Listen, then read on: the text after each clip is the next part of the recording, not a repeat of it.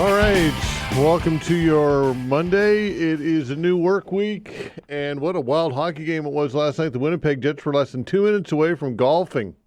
They're trailing the visiting St. Louis Blues 3-1 in Game 7 of the first round of the NHL playoff series. Imagine that, down 3-1 with 2 minutes left, and they came back and tied it with 3 seconds left, and then forced overtime and won in double overtime. Just an unbelievable turn of events for the Winnipeg Jets, and that would have been a cataclysmic a loss for the Jets, having won the President's Cup. So they move on and beat the St. Louis Blues, and just unbelievable. And, of course, the Toronto Maple Leafs kick off their second round series against Florida tonight. Not a lot of people giving the Leafs a lot of chance against Florida, although the Leafs finished better than the Panthers in the regular season, but we know Florida is going to be tough as the defending Stanley Cup champs and have the Leafs number, so to speak.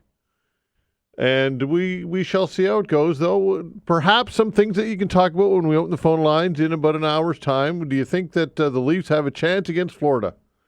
That's one of the questions that I'll ask you. Why or why not? And what do you think of that game last night? I didn't watch it because it was late. But listening to the highlights, I mean, again, it would have been just a huge collapse for the Winnipeg Jets and the pressure on home ice.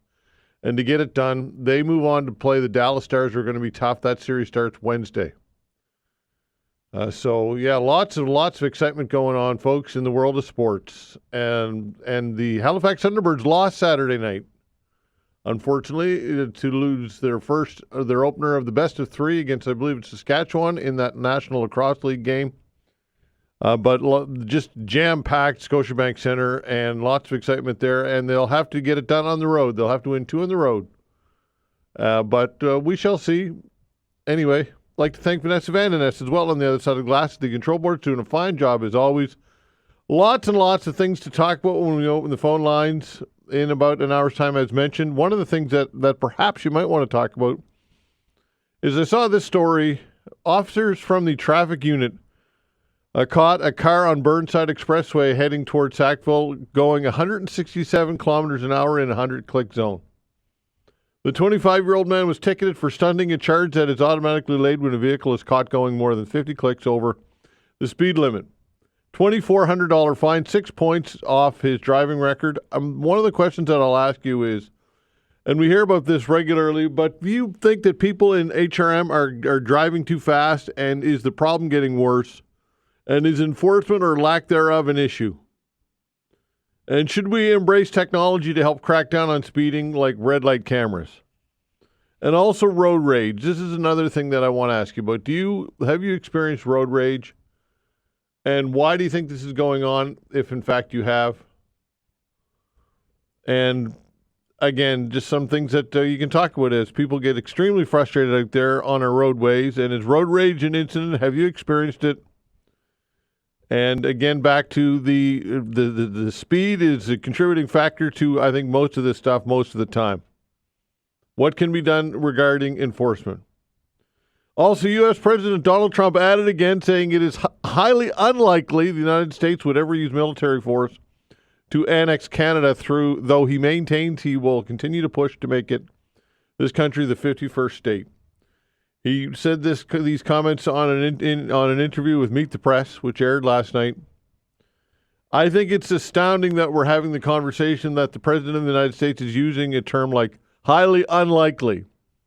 Should that not be a complete non-starter? Can you imagine Barack Obama or even George Bush or even any former U.S. president, if asked the question, would you ever consider taking Canada by using military force? And that would be a complete non-starter, a definite no, get real. Like, where did that question come from?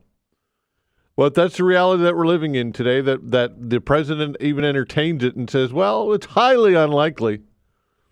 Kind of using that language that he's notoriously known for, leaving the door open so he can change his mind. Art of the deal or whatever garbage people say that he uses. Just unbelievable that it's come to this, folks. This is what we're dealing with. Anyway, what leverage, if any? Mark Carney's going to visit Trump at the White House tomorrow. Prime Minister Carney, of course. What leverage, if any, does Carney have in negotiating with Donald Trump? The auto sector looks to be like it's in free fall right now with a shift at the Windsor plant closing on one of their shifts. At one of the major auto dealers or auto manufacturers closing on Friday. The union, of course, suggesting that it's not the right move. Anyway, these are some things that you can talk about. I've got other things in the pile as well. So lots and lots to get to. Look forward to hearing from, as mentioned, many of you when we open the phone lines in about an hour's time. All right, now it's a Monday. That means we'll talk with our councillors on the hot seat. Joining me here in studio, two councillors. Cathy Deagle Gammon represents District 1, Waverley, Fall River, Musquodoboit Valley. Cathy, thanks for joining the show. Thank you very much for the invitation. Absolutely. And Virginia Hinch, District 8, Halifax Peninsula North. Virginia, hello. Hello. How are things with both of you? Things are going well. I can't complain. Can't complain. I'm sure you can. Well, I could complain, but who's going to listen? Well, hopefully people listening to the show will listen. Okay. Good one. Yeah, that saying doesn't apply for once, right? It actually That is doesn't. true. That is true. All right. How about you, Cathy? Are you going to complain? No, I'm not going to complain. Okay. But I would like to celebrate, and if that's all right, to celebrate the LWF Baseball Association. Yesterday we had a watch party with the Blue Jays, and the Blue Jays Foundation, Field of Dreams, gave funding to the group to resurrect 2 baseball fields. We've got almost 1,000 kids involved in baseball out in Waverley, Fall River area, and there's just not enough baseball fields. So they've taken it upon themselves, as they always have, and made a beautiful application that was accepted, and we're going to have 2 more fields ready by September. Really? And so any money involved from the municipality, or is this all just straight? Well, it's the Jays Foundation. The money from the association will use a little bit of district capital, and HRM is involved in the fact that it is HRM land, and so HRM will have the responsibility after they're built, of course, of maintaining them. Yeah, so kind of in-kind type Yes. thing. Okay. All right, so that's good. It's unfortunate that it's the Blue Jays, though. Oh, is it? I figure anybody that wants to give us money for youth and sport is a good thing. I'm only joking. I'm I only know. teasing. Okay, all right. Listen, if you'd like to chat with one or both the councillors, give us a call at 902-405-6000. Can I also mention something, Todd? Yeah. So today is May the 5th, and it is Red Dress Day to honor those missing and murdered Indigenous women. So I would like to, I don't have a red dress on. I do have a red top on today to honor them today. So I just wanted to let everybody know. Okay, fair enough. 902-405-6000. That is the way to reach us if you'd like to chat with the councillors. 902-405-6000. Anything else going on in your district, Virginia, that you'd like to talk about? Anything? Oh, I see Bloomfield coming down slowly but surely. Yeah. So that's happening. St. Pat's, I believe they're getting ready to start soon as well. Yeah, long overdue though. Very long overdue. Yeah, I mean it's an absolute eyesore, right? It is. Yeah. It is. Yeah. Yeah, it took a fire to kind of get it going, eh? It did. Unfortunately. Yeah. Yep. Cathy, how about you? Anything else going on in your district that you'd like to mention? We've got I think just a couple of weeks ago, we had a really nice development approved, which is 12 townhouses on Highway 2. And so it's probably the perfect vision of what people wanted to see in terms of development out there. So it's got that nice village feel. So we're looking forward to seeing that construction started. And I know that last Monday you had some lively conversation about the Waverley Road. Yeah.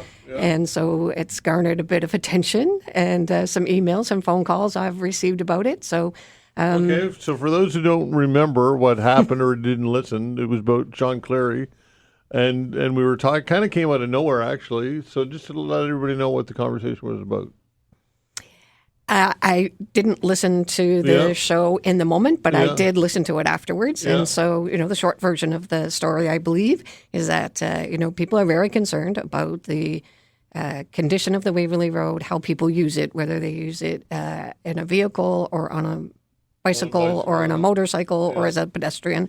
And there was a comment that was made that got people a little excited about maybe taking cars off of the Waverley Road. Yeah, basically, somebody brought it up, and Sean Cleary said that that if push came to shove, he would rather see vehicle traffic removed from the Waverley Road than bicycle traffic, was what it was. And I asked him if he was serious about that, and he kind of doubled down on it. So, look, I don't know whether he was serious or not. I know that I saw a CTV story after the fact, and he kind of said he meant it as a bit of an amusement comment, but half serious or not. But still, it's a huge issue. Cathy, what's your take on bicycle traffic and that road? Well, actually, I think it is a serious issue. I think as much as the Waverley Road, it's a beautiful scenic drive, but there are also other roads within HRM that have similar issues, I think, as well. There are roads that were, cottage country that now turned into something more than cottage country, right? So the road itself is narrow. It's been an issue for the people who live on the Waverley Road as well. So I think about a year and a half ago, I actually created my own survey, and I walked the Waverley Road from Dartmouth all the way through to the roundabout in Fall River, and gave residents a postcard, created my own survey. People filled out the survey online, collected all the data, and asked people, like, what did they feel were the biggest concerns on the Waverley Road? And to have a place, just a reservoir of information for the people who live there. There have been studies done on the Waverley Road. I'm sure that they're collecting dust someplace over the years. And so this was just about the residents who live there and what they experience. And so they did. They said that there was concerns around cyclists and how cyclists use the road. There was concerns around people driving and how they use the road with no shoulders. There's concern around pedestrians. It's really, you have to be very careful if you're going to be a pedestrian walking the Waverley Road. But there was also infrastructure issues. So we brought all of the information together. I sent some of it to traffic services. I sent some to the RCMP around enforcement. Halifax Water was involved. And then we had a community meeting. And every department that had what's the word I'm looking for? But every department that had some influence in the answers that came from the residents were all present. And we had a beautiful community meeting about it.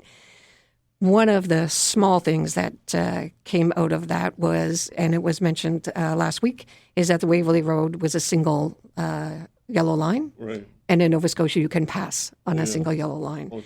So one of the things that came about from that meeting was that we painted a double line so that you can't pass. So to make it safer, because people were passing and it wasn't safe. So we've talked about some things like that. At the start of the show, you mentioned about enforcement. Yeah. So we talked about what is the shift, how often can the RCMP be there, where can they be safely on the side of the road, and if they're going to pull somebody over, how are they going to do that? So we talked about all of that as well. And one of the things that came about from that, of course, was my advocacy to have a community office in Fall River, and that was approved in this budget. So we'll see more enforcement in the community, so that will help with some of that.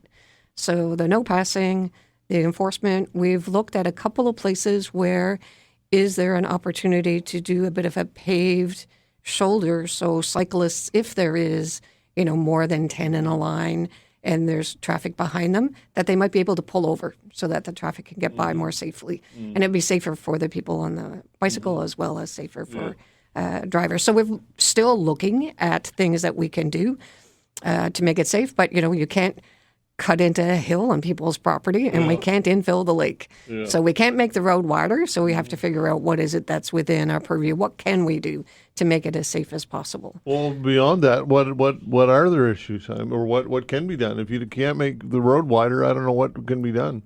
Well, looking at enforcement is a good thing.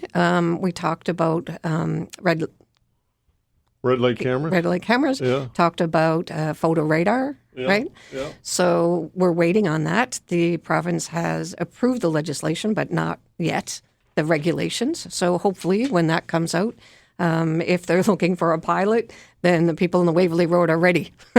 We'd be happy to be the pilot for photo radar. So those are the kinds of things that we do. And then just, public education. I drive the Waverley Road quite a bit. And I would say in the same way, there's as many people not speeding as there are that are. Yeah. There are cyclists that are extremely well equipped. in terms of their visibility and their skill. Mm-hmm. And then there are others that I think that are still learning about how to drive safely on a narrow road. Yeah. Maybe that's not the one to pick. Yeah. So when we look at the cycling clubs and stuff, I know that they're doing a lot of good education as well. So everybody's trying to do their part.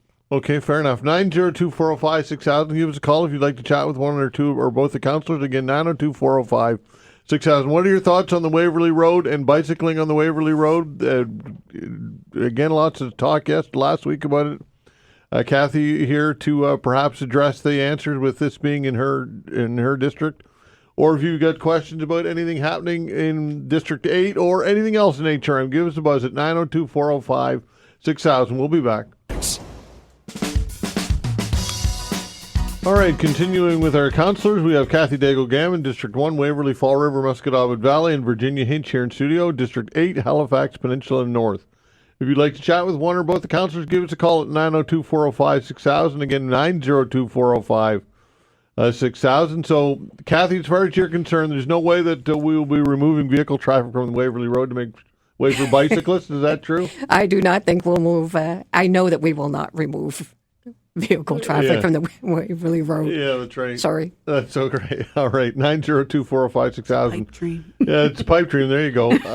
So when it comes to development in your district as well, there's some controversy surrounding the provincial government and its approved developments in a couple of cases at least. Yes, there's a development on the Fall River Road that's been a couple of years in the making. Yeah. And as it was originally proposed, there was a lot of controversy about it, and just because of the size and the scope.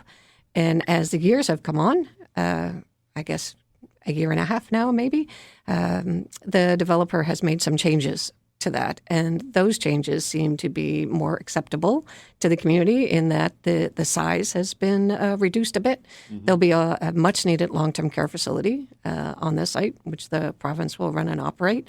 And then the developer, although I haven't seen a final application, the development will be condos type and some townhouses.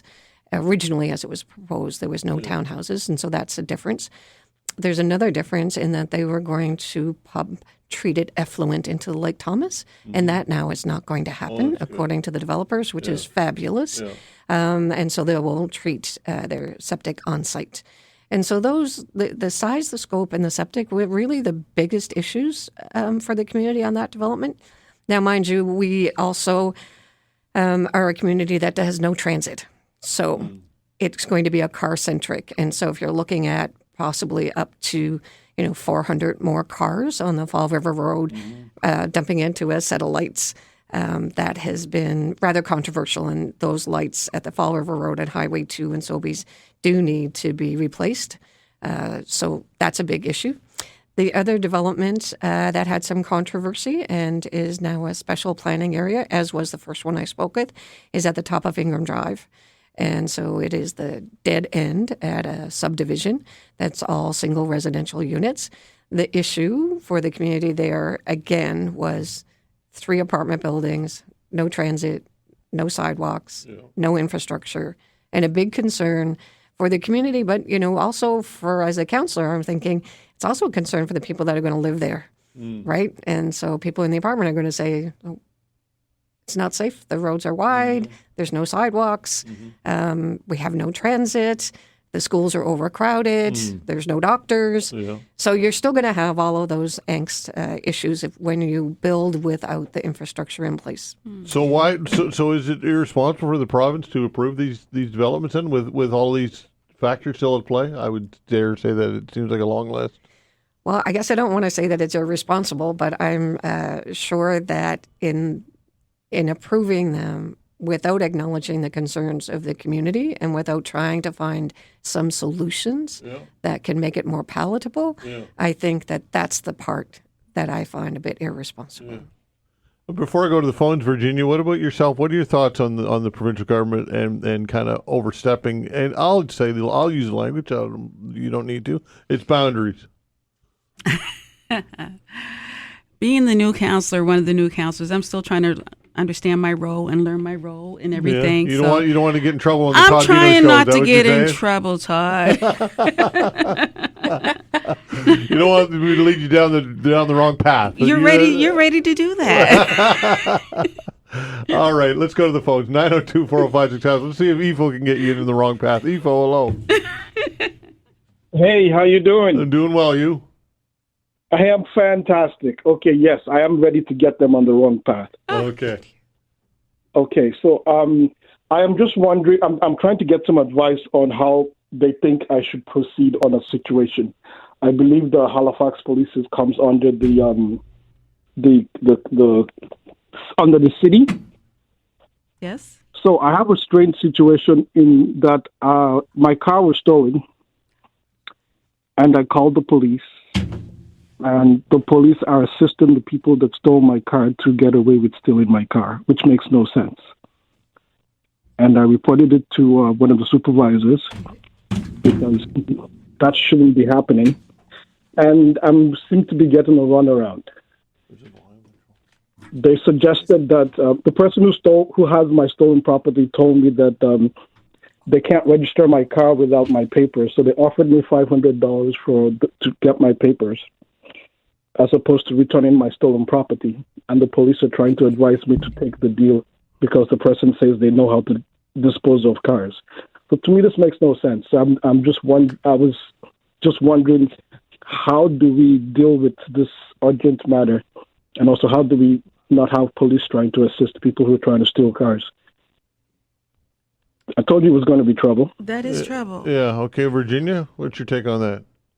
I'm trying to understand. So you're saying that the police assist this person?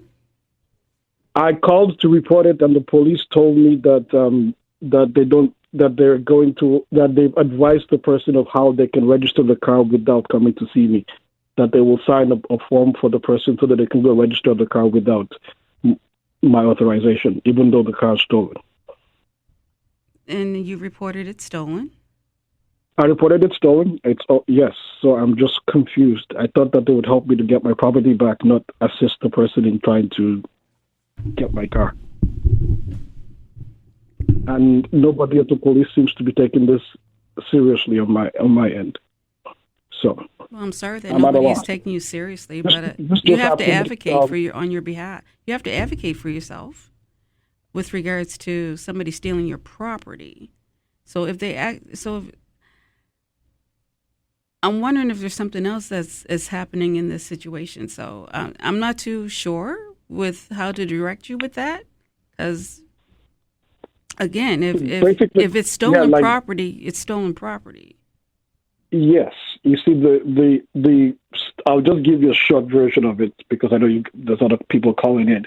But basically, I took my car in to get the engine replaced because it was supposed to be done under warranty. And there was a dispute between me and Hyundai about that. And then eventually, when I went to go try to pick up my car, they told me my car was gone and that it had been towed away. Then I asked them where it was towed to, and this was about January last year. And they said they were going to find out, and they called me back and told me that, unfortunately, the car had been smashed, as in destroyed, turned into a cube, which was why I did not report it as stolen last year, because the dealership told me that it was smashed. And then I get a call on Tuesday from someone saying that they just bought the car and they can't register it. So that's when I realized that, the car wasn't smashed, it was actually stolen. The police went to the dealership, and the dealership said that the car disappeared from them. So I'm like, okay, if the car disappeared from the dealership, then that sounds like a theft. Well, it sounds like this is responsible of the dealership as well. Yeah, I'm not sure. Yeah. I'm not sure, Ifo, how the municipal councillor can help you with this issue. To be honest with you, because I thought the police come under this. So I'm just wondering, how do we, what is the process to get someone to take my car disappeared seriously? I pay my taxes, we have police, and instead of helping my car, they told me that they talked to the guy who confirmed that he has my car, and they gave him advice on how he can register the car without me, which makes no sense to me. Yeah, unfortunately, I don't know where to even direct you in that, other than to sue somebody. Yeah, I'm not sure if we can help you with this in this venue right now. I hear your frustration, pal, but I just don't know if we're going to get anywhere today with this. Okay, I have one last request, which is really, really simple. Okay. Have a beautiful day, all of you. Okay, You thanks too. so much. Take care. All right, 902-405-6000. That's the way to reach us for Councillors on the Hot Seat. We've got Cathy Deagle Gammon, Virginia Hinch. We got some open lines for you as well. Give us a call at 902-405-6000. We'll be back. All right, it is a Monday. We have our councillors here ready, willing, and eager to take your calls, your questions. Give us a call, folks. We've got lots of open lines for you. Cathy Deagle Gammon, District 1, Waverley, Fall River, Musquodoboit Valley, Virginia Hinch, District 8, Halifax Peninsula North. So if you'd like to chat with the councillors or if you get some questions for one of the councillors, give us a call at 902-405-6000. That is the way to do it. Again, 902-405-6000. Just as simple as that. While we await some calls, let's talk a little bit about the budget process. The budget process is in the books now for sure. But Cathy, how difficult is it to get a council all to agree to a budget? Very difficult. Yeah. Yes, I think that there are some items on the budget that I think can be fairly clear and transparent, and there's consensus. And then there are other parts of the budget that, of course, there is not. Yeah. And so this year, I had the pleasure to, it's the first time for me to chair Audit and Finance and to chair the budget. So, one of the unique challenges was getting everybody back on time. Oh, is that right? Yeah. It can be a very busy day when you've got budget day. So, yeah, for sure. Okay, 902-405-6000. Diana's giving us a call. Hello, Diana. Hi, how are you? I'm well, you? I'm doing great, thank you. Great. Go ahead. Hi, Diana. Thank you. Hi. So my question is, it's about the Kinloch subdivision in Fall River. Where they're building all those extra houses in that whole area there, and it takes about 10 minutes to get to. Do you know where I mean there? Up Absolutely. Kinloch, Yeah. kind of. Yeah.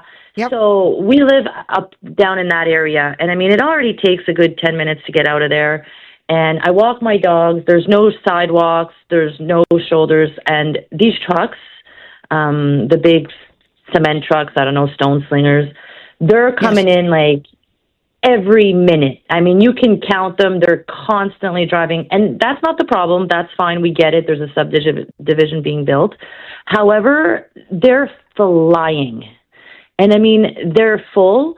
And so they're turning from Confederation onto Celebration, and they're taking it really wide. Like, you can see sometimes the tire treads in the gravel. Yes. Like, some of them are going to end up in the ditch. They might not see me. Like, I'm walking two dogs, and sometimes I hear them, and I have to get out of the way and stop just to make sure, because they're coming so fast. They're so heavy, so they're taking these turns really quick. And anytime they're hitting a bump, they're losing some of their rocks. So I don't know if you've driven up there, but every now and then there's some of these big rocks kind of in the middle of the road.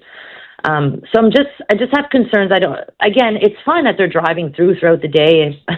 They do start at 6 a.m. too. It's pretty early. Right. But can you contact them? Maybe just tell them to slow down a little bit. Like, I know it takes forever to get from Waverley Road all the way to that subdivision. Yes. But it's dangerous. Thanks for calling in, Diana.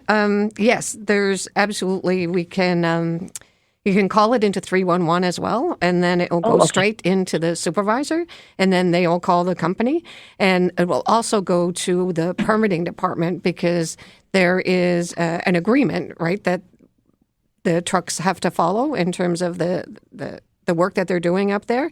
And they also have a requirement to clean up the road as well if they leave rock or even, like a lot of mud and all that kind of stuff. So they have a requirement that they're supposed to clean the road as well. Okay. So absolutely. I didn't know that. Yep. Call it into 311. You could also send me an email directly as well. I don't mind that at all. It's daglec@halifax.ca. And I have met with a couple of the trucking companies that have been working up there before they started the build, when they were just doing the groundwork. And they were very open to hearing that if they're people that are driving the trucks that are bringing to the site, if they're speeding, they actually want to know. Okay, some of them are fantastic. They slow down, they wave at me, some of them are great. Yep. So it's definitely not painting a picture of all of them. Awesome. Great. Thanks. Okay, Diana, thanks for the call. Thank you so much. All right, Bye, take guys. care. 902-405-6000. David, hello. Hey, hello. Good morning. Good morning.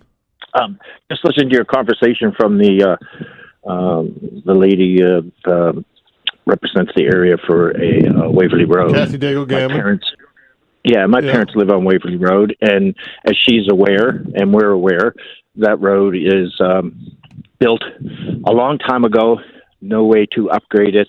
We have driveways that came down hills that face turns. There was a lot of different designs and buildings back in the 50s and 60s when that highway was done. Called it the Waverley Road, an old highway to Truro. My parents' driveway is a gravel one with the sign before it says hidden driveway. There's a lot of those on that road. And it's just plain and simple fix. It's impatient drivers. It's impatient drivers on the road that want to drive down there because they want to do the scenery, but they want to drive faster than 50 kilometers an hour. And it's hard to maintain it. We watch them. So we have a house. They have a house on one side of Waverley Road, as you know, with the dock on the other side. There's a lot of those. There's houses that don't have access to the lake, but there's houses that do. My parents have access to the lake with the wharf across the street, so we sit on the wharf and have our boat, blah, blah, blah. And the impatient fast drivers, that's the whole problem.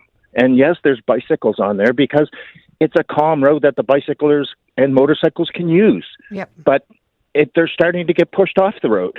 And you said it, Todd, the beginning of your show about the worst drivers and impatient drivers. We have the worst drivers in HRM than any province, I believe.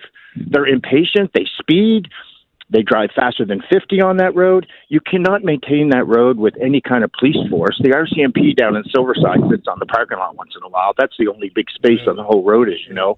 You can't have HRP or RCMP go up and down that road to patrol it, but there's nowhere to pull anybody over. And when they do, the people in the cars that pull over don't use their brain to pull into like a vacant driveway or pass a turn. As soon as they see the lights on, they hit the brake and stop. Well, that's instinct and fairness to drivers. That is the instinct to pull over. But it's not. It doesn't tell you have to stop in the same spot, Todd. No, I know. It tells you that if you see red and blue lights behind you, you pull to a safe zone. No, I agree with you. I guess all I'm saying is that David, that is instinct to pull over and to be. It is, but you also got to use what's between your ears too, right? Yeah. And on that road, there's no shoulder to pull over. So you can imagine a police car pulled over a driver, and you're coming around a turn or up and down the bumps, up and down the hills that are on that road. So that's out of the question about how you're going to patrol it that way.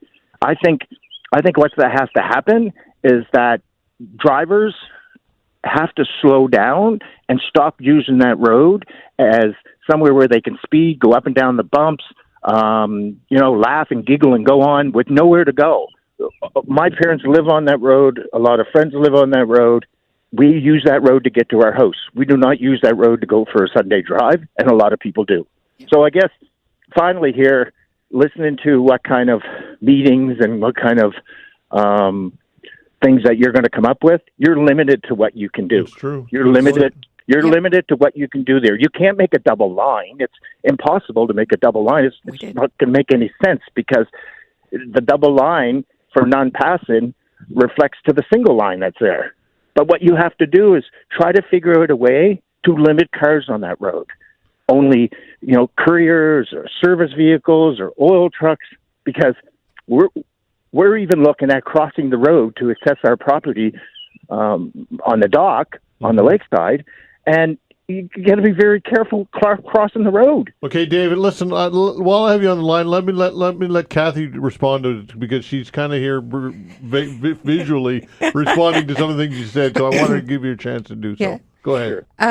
So, David, thanks for calling in. I probably chatted with your parents when I was walking the road a couple of times, but one of the things that I did a ride along with the RCMP, and one of the things that you said was, the instinct to pull over as soon as the lights flash on you. One of the things, the ride along that I did, the RCMP officer didn't flash their lights. They followed behind the car that was speeding, but they didn't flash their lights until it was safe for the person to pull over. So that was kind of an interesting behavior on behalf of the RCMP. And painting the double line came as a result of the majority of people on the Waverley Road that were at the meeting that made the request to say allowing the passing, it was making it more of a dangerous issue. And so the double line that was painted was for that reason. Now, mind you, one of the things that we'll always look at, if it wasn't the right decision, we'll gather some more data, we'll find out, do we need to make that change again? But right now, the community has said to us that the double line is what that they wanted, is what traffic services said was also acceptable and met the Traffic Standards Act, and what the RCMP also said would help them. So that, though, on its own is not enough. It is that plus the enforcement plus the photo radar. So it's just one piece of a bigger puzzle that we need to do to figure out how to keep people safe. Yeah, and I think they're great steps, and the double line, for no passing, like I was saying earlier, the single line, people should know that's no passing too. So if it takes a double line, then so it is passing. It's the single line Single allows line passing. allowed you to pass. I did not know that. I did not know that. Yeah. Yep.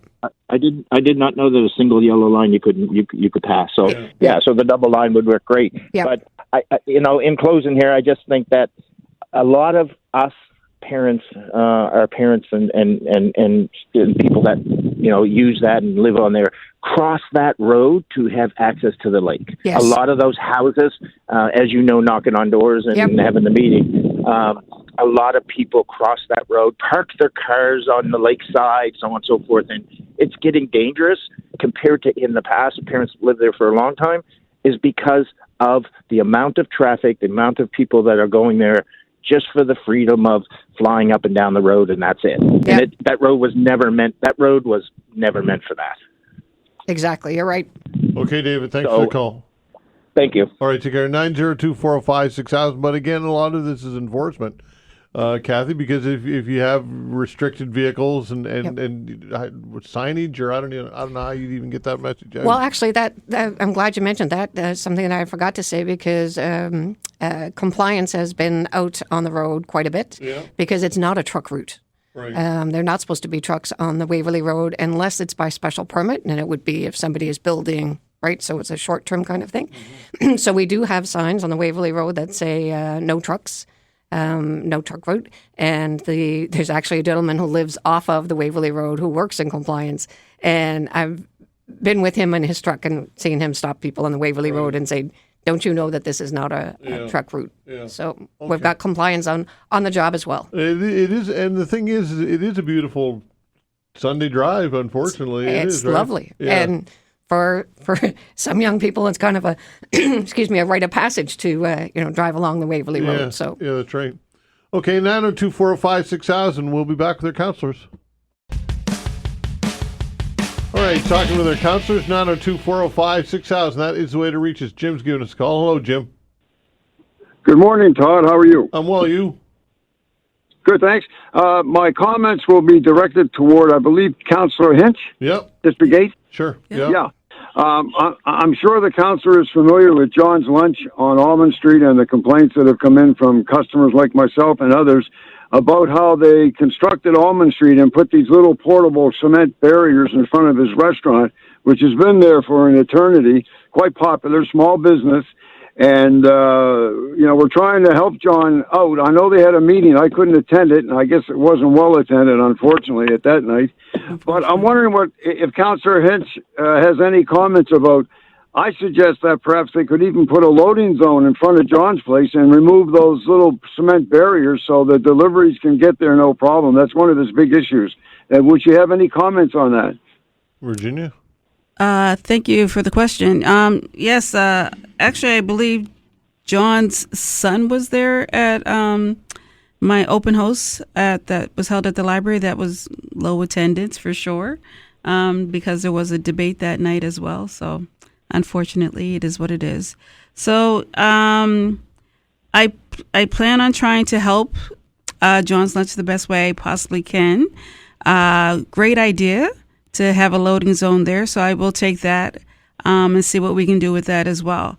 So yeah, I plan on trying to figure out about the bike path, how the bike path got there, who did it, if it was us or if it was a private developer, because I'm told there was one private developer there that had helped out with the bike path as well. So I'm trying to figure that information out, who did the bike path in the first place. So yeah.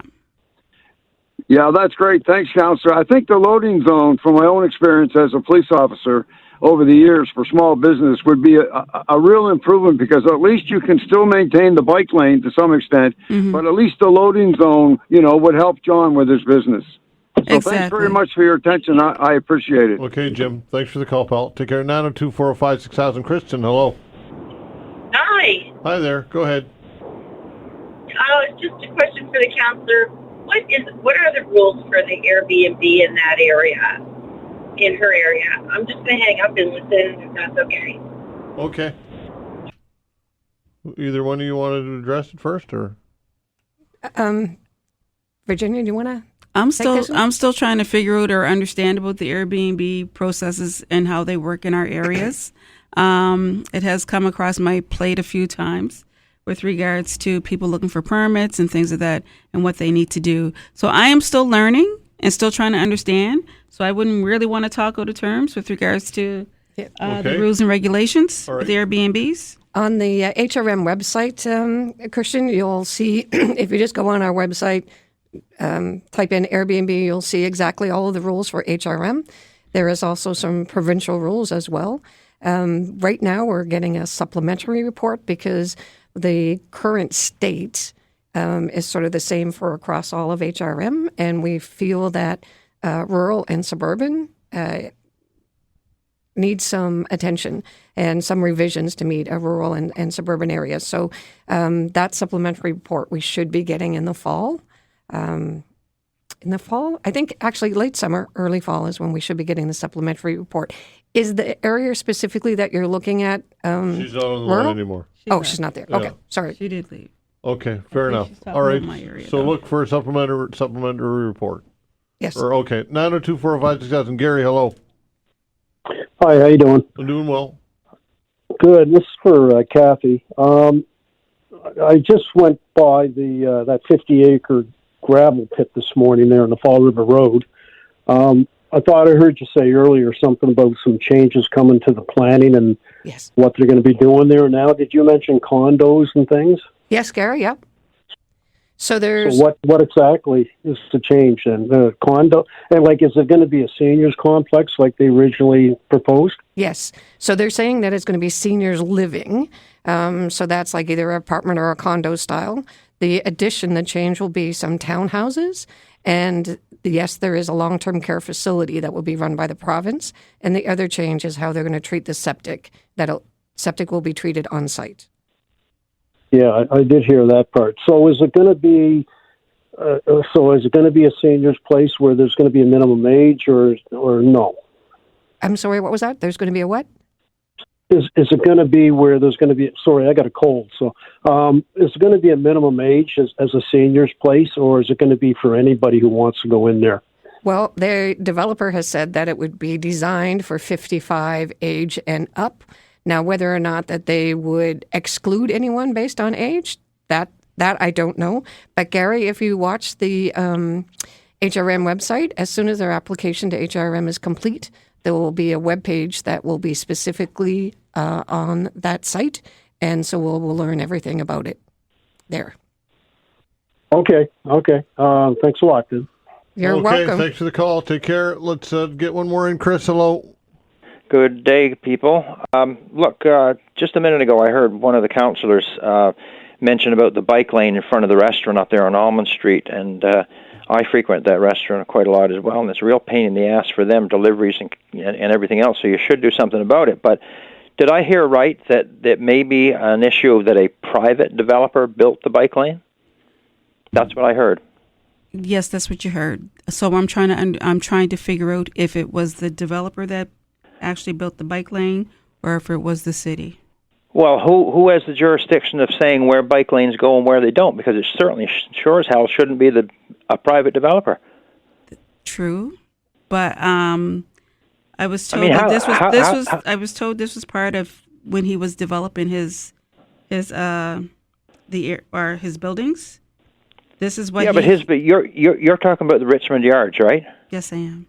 Yeah, well, that's way down the street from the restaurant. That's nowhere near the restaurant. It's at the end of the street, almost down to Roby. Yep. But the whole point of my call is that I don't think a private developer should have the right to take public property and make it a use that they particularly want. It's bad enough that the cities put all these friggin' bike lanes in, let alone private developers having the right to do it. Mm-hmm. I think you guys should check on that. I am, for sure. And also, if you can't get the restaurant people satisfied by doing something with the bike lane, why don't you just reduce their taxes? Because you've taken business away from them, you're causing them more hardship than you have to, yeah. And you guys should do something about it and help them out. 100%. I totally agree. So you agree you would do that if you can't do anything with the bike lanes? I lower agree the property that taxes. I will try to help them out as best I can. And does that include reducing their taxes if, in fact, you cannot get rid of that bike lane? I don't believe I have the power to do that. I need to know if I have the power to do that. You have the power to bring it up at City Council, do you not, that, for a vote? Sure. Yeah. And will you do that? Will you commit to doing that? It could be one of the discussions that I not do it have. could be. Would you commit to doing it? You just I'm not going to commit to doing anything. If I can fix the problem first, then I plan on doing that.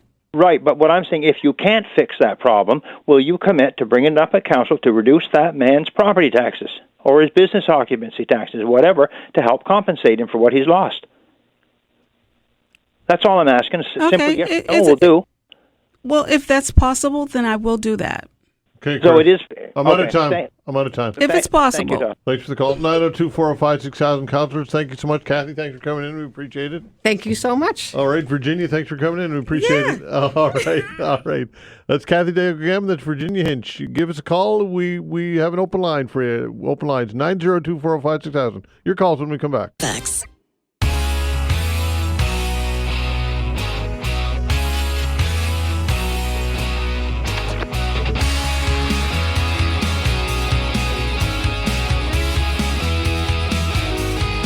All right, continuing, or taking your calls, I should say. The way to reach us is 902-405-6000. We've got an open hour. What is on your mind today? Again, 902-405-6000. Officers from the traffic unit caught a car on Burnside Expressway heading toward Sackville doing 167 clicks an hour. That is, of course, 100 kilometer an hour zone. A 25-year-old man was ticketed for stunting, and the fine was over $2,400. So one of the questions that I'm going to ask you, and it kind of dovetails into the conversation that we had with our councillors, is are people driving, and of course I'm generalizing here, but in general, are people driving just too fast in HRM? And it's been my experience, anecdotally, of course, that people generally drive 10 to 20, at least 20 clicks over the speed limit. I'll use Dunbrack as an example. Dunbrack is an 80 kilometer an hour zone, but I'm on that road almost every day, on that street, whatever we're calling it.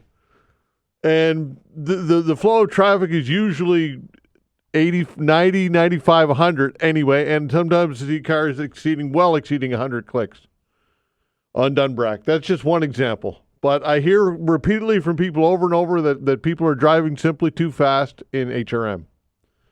Do you agree with that? And what should or could be done about it?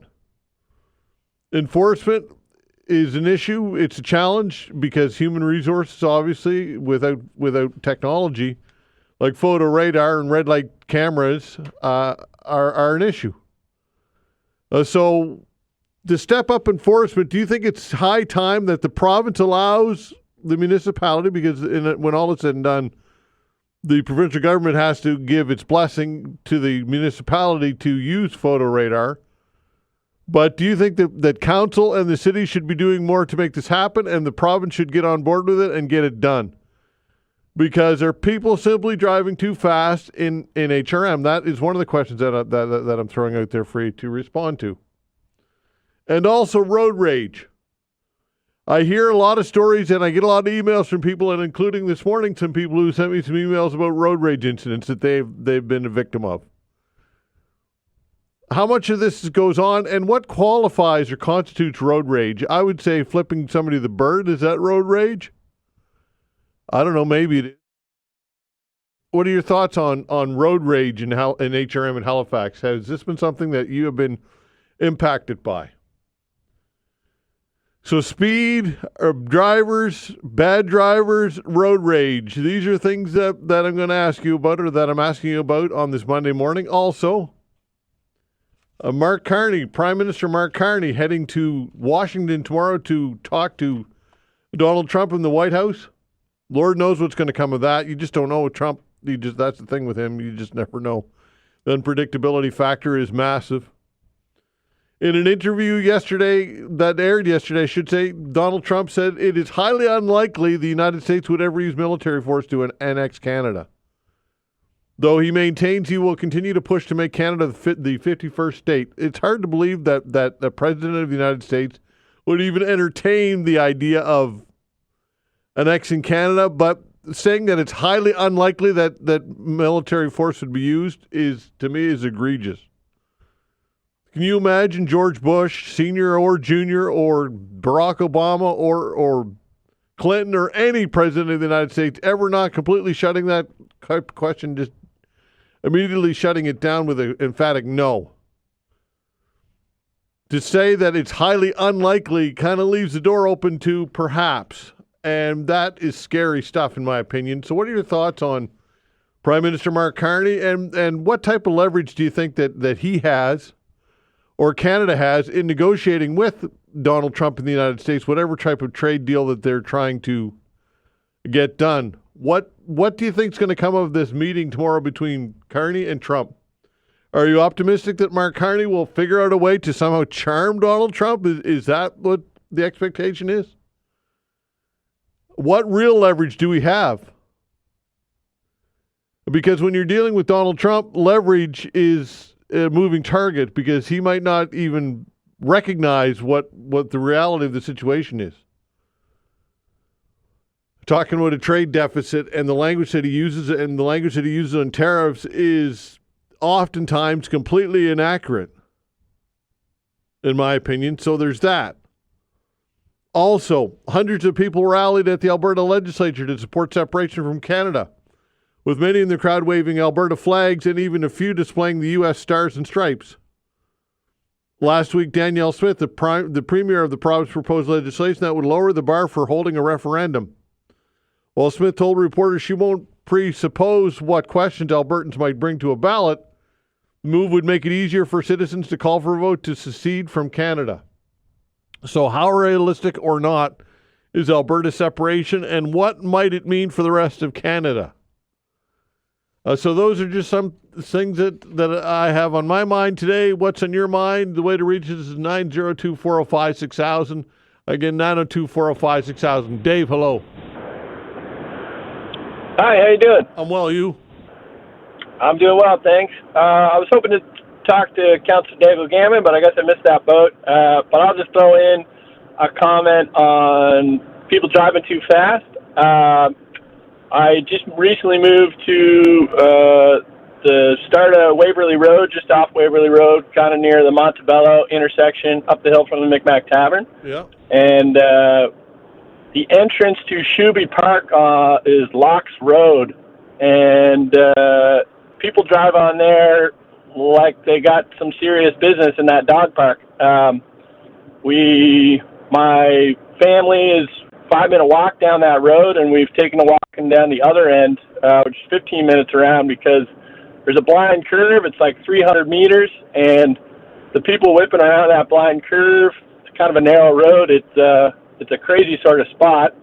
As I said, we just moved to the neighborhood, but I've talked to the neighbors, and they say they've been advocating for traffic calming in there for 20 years now. So, yeah, I was hoping to speak to the councillor, but I guess I'll just put it out generally that I don't know why people are in such a rush to get to Shuby Park. You know, you see people rushing on side streets if they're trying to take a shortcut or beat traffic somewhere, but that's not a shortcut. It's just a destination, and people are way too fast on that one curve. Yeah, it makes you wonder why, Dave, why people need to get to where they're going in such a hurry. Unfortunately, it's a huge safety hazard. Obviously, I think it's pretty evident. Yeah, there's one of the people on that road is they put up a mirror, up on a tree. They've taken it to themselves. You can sometimes see those traffic mirrors, and the people who are on the road, like I'm on the road just next door, but I guess they've been battling and dealing with it for quite a while. It's crazy. Indeed. Okay, thanks for the call, Dave. No problem. All right, take care. 902-405-6000. Give us a buzz. We got open lines for you. Again, 902-405-6000. What is on your mind today? Again, 902-405-6000. Ken says this is regarding speed. Via email says, too many young drivers are overconfident in driving skills and influenced by movies like Fast and Furious. Ken, I recognize that the younger we are, probably the more predisposed we are to driving fast. That certainly was the case when I was young. But that said, I think that we all share in this, regardless of age. People driving simply too fast. Mark says this, says speeding here in HRM and elsewhere is out of control. We need photo radar to slow down some folks. Also, road rage and speeding go hand in hand. What's your take on that, folks? Do you agree that people are just simply driving way too fast? Give me some examples of that. And have you experienced road rage here in HRM? Eric wants to talk a little hockey. Hello, Eric. Yeah, how you doing? I'm well. I don't know what the qualifications are in hockey, but I know about basketball. If a basketball player releases the ball and it's on its way to the basket, but where the basket is, it's turned red. But if he got it off before that turned red, it was a good shot. Now, last night I watched that hockey game, and I like Winnipeg. Don't get me wrong, but it was about 18 seconds give and take. And all of a sudden, it got down to 1.3 seconds. Is there any criteria in how much time you have to score a goal? I think it's got to be over the line, over the red line. Over the red line. Yeah, okay. I don't think it's got anything to do with whenever the player releases the puck. I think it's got everything to do with getting over the line. Okay, and on that road rage, I was talking to a policeman one time. I see a lot of road rage up on Washmill Lake Drive. Matter of fact, I was thinking about calling it the Washmill Drag Strip because I know about 4 cars that just tear up and down that, and you know where the towers are at CBC. I sure do, yeah. Yeah, well, somebody's going to get hit there because they get off the bus and they veer across the 4 lanes of traffic, and the people just seem to accelerate when they hit the top. And the same thing was when they're coming down Washmill. They seem, because I've had situations where I've been standing at the light and I've got the walk sign, and they just tear on by. I mean, and it's not just men. It's women too. They do the same thing. I mean, the cop told me that we don't have enough policemen. So I don't know if they're ever going to beat that battle. I mean, people, you said Dunbrack one time, and I think up in your area too, they use speed up there, because I was talking to a lady cop and she said they put people up at different intersections. So what do you think about that? Is there a will? They say if there's a will, there's a way. Is there any way that they're going to try to curtail this?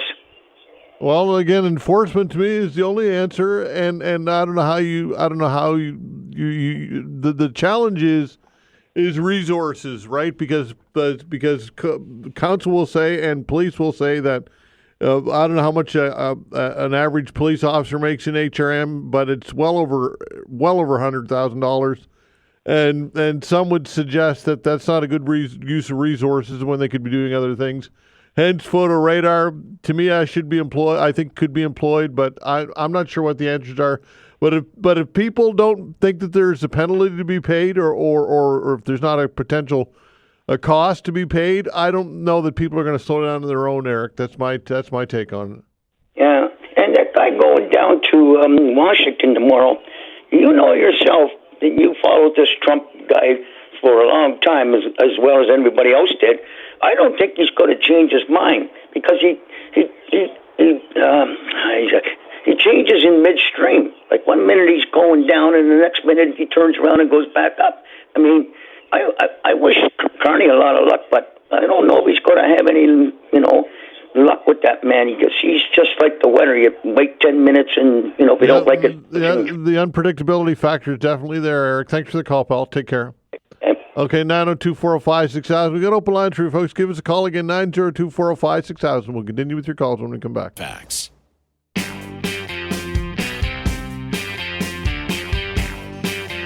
All right, continuing with your calls. Way to reach us, 902-405-6000. Again, 902-405-6000. Scott says this via email, says, I drive a lot for work and pleasure. In the core of HRM, drivers have no fear of being caught for anything. There's no enforcement of rules. You hear about the odd stunting fines, but that's it. Stop signs are being ignored. Intersections are being filled. Excessive speeding, reckless driving, texting, and texting on cell phones, closed calls at crosswalks, etc., etc. If staffing is an issue, then it is council's responsibility. And yes, absolutely. At what point does it hit a threshold where you need to put enforcement in and step up enforcement and take the measures that are required, whether that be human resources or photo radar or red light cameras or whatever technology that you may use? We need to do something about this. It's pretty evident that speed is a real issue. Now, that said, is speed something that comes with a larger city? Of course, you go to Montreal, any larger city, and speed, of course, when traffic isn't snarled, people tend to drive very fast. So is it just something that we need to accept as part of being in a growing larger city? I'm not sure that we shrug our shoulders and give up. But what are your thoughts on traffic and speed and congestion and all of these issues in HRM and road rage? Have you experienced road rage? 902-405-6000, that or whatever else you've got in your mind, of course. 902-405-6000. Len, hello. Good morning, Todd. I agree with everybody that's talking about the traffic control and the speeding in our city. I would like to just comment on, I talked to a policeman the other day that was sitting in his car having a coffee over on a street called Meadowlark, just down the street from Dunbar Street. And I said to him, why are you sitting here where there's nothing going on, no traffic whatsoever?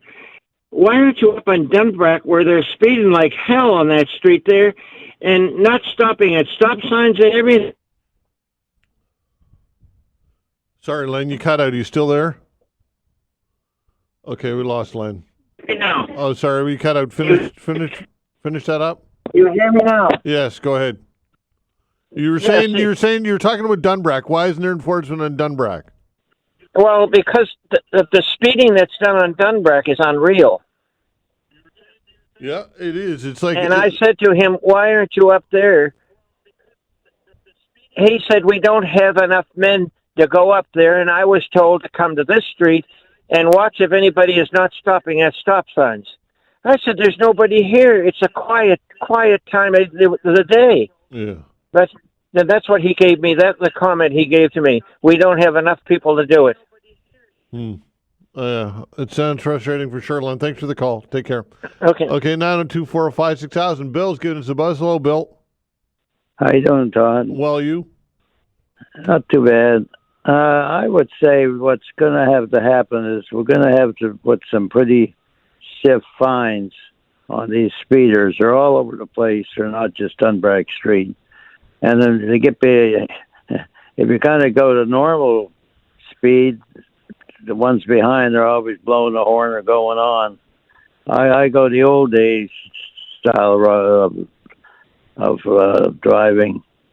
So I think the thing is they got to have to put some pretty heavy fines, gradually get them off the road if they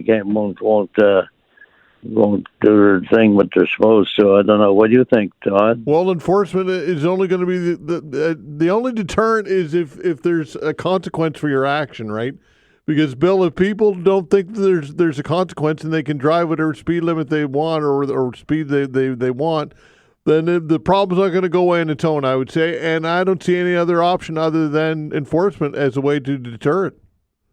Well, they're catching some of them, and the thing with it is if it's an 80 mile zone and they're doing 100, you slap them with a big fine. I mean, a big fine.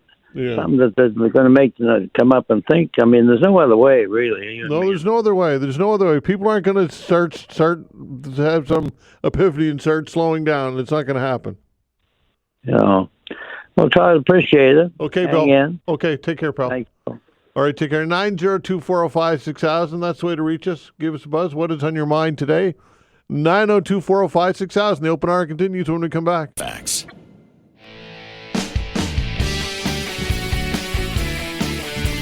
All right, continuing with your calls. The way to reach us is 902-405-6000. Again, 902-405-6000. Aaron's giving us a call. Hello, Aaron. Hey, Todd. How are you today? Well, you? Good. Just wanted to talk about the reckless drivers and HRM. Sure. I live on the Eastern Shore, and I travel the 107 highway. That is one of the most dangerous highways in all of HRM, hands down. One of the problems is definitely enforcement, but another issue is they just don't have enough eyes out there.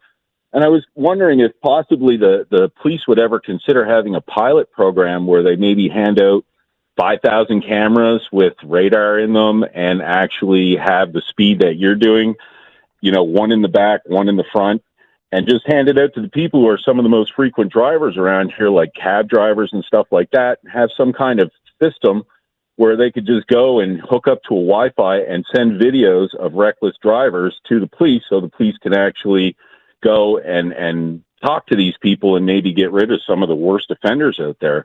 I'm not sure if in court it would help because I know they have to have, certain proof to actually prosecute these people, but possibly it might help if people knew that there were more eyes out there and they didn't know whose eyes were out there watching.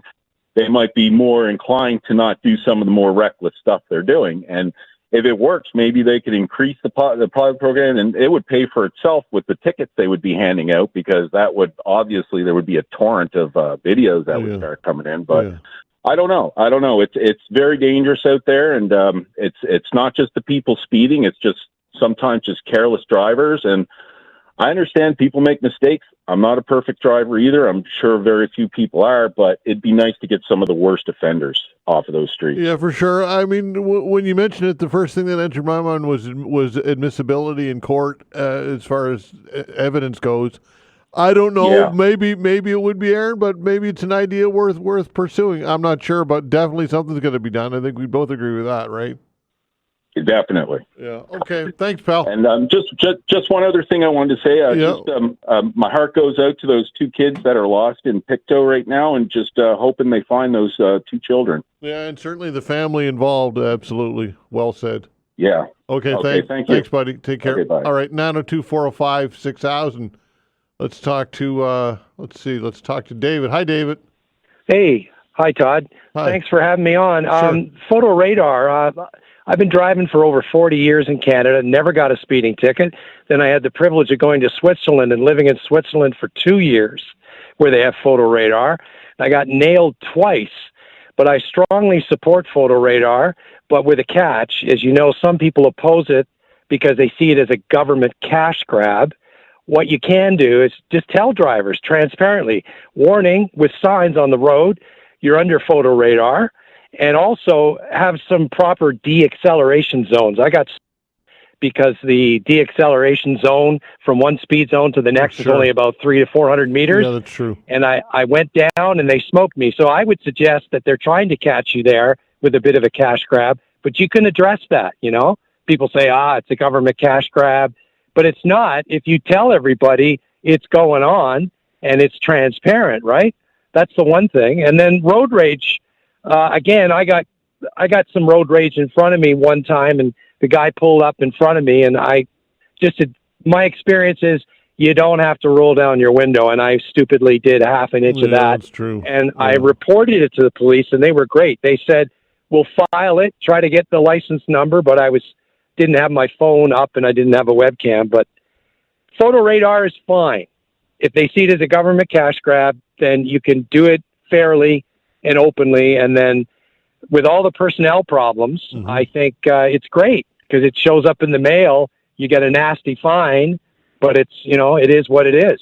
Yeah, and the other thing, David, as well is you could phase it in gradually. You could have a period in which warnings go out or whatever, right?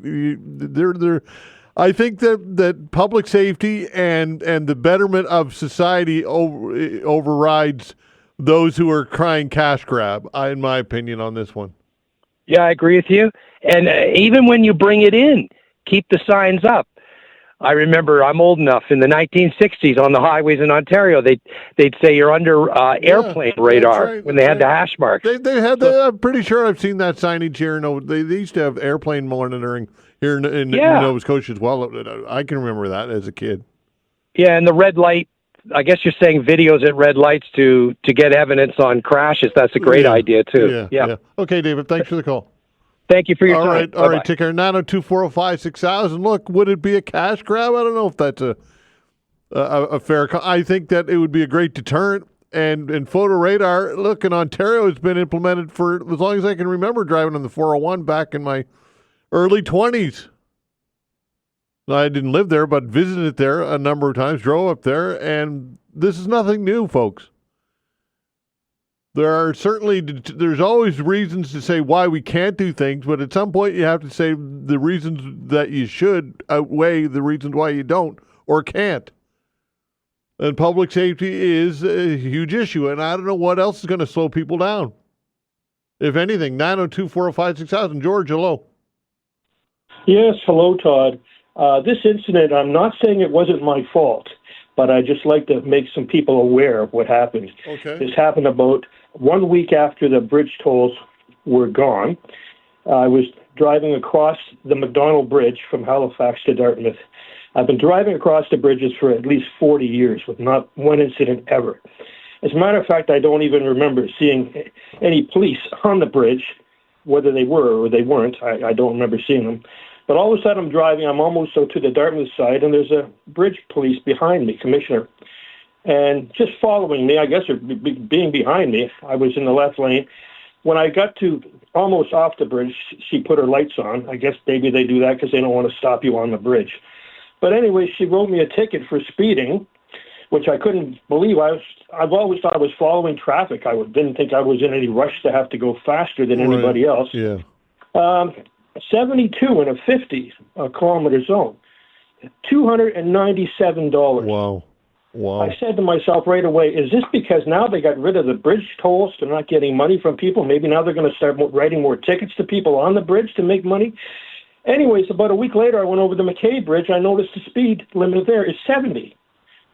So there you go, two bridges. I know there's two more lanes on the McKay Bridge, but the speed limit is 20 kilometers different. So that's what made me think I really wasn't going too fast. Yeah, and like you said, going with the flow of traffic as well, right? I'm sure.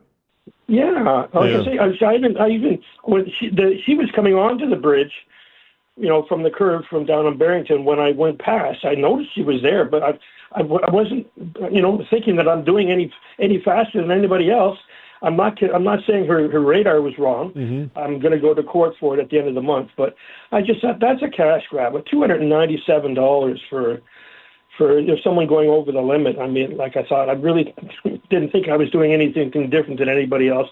I just wanted to report that to you so people can hear that. Okay. Thanks, George. Appreciate the call. Thank you. All right. Take care. 902-405-6000. Let's talk to Keith. Hello, Keith. Good morning, Todd. How are you doing, man? I'm well, you?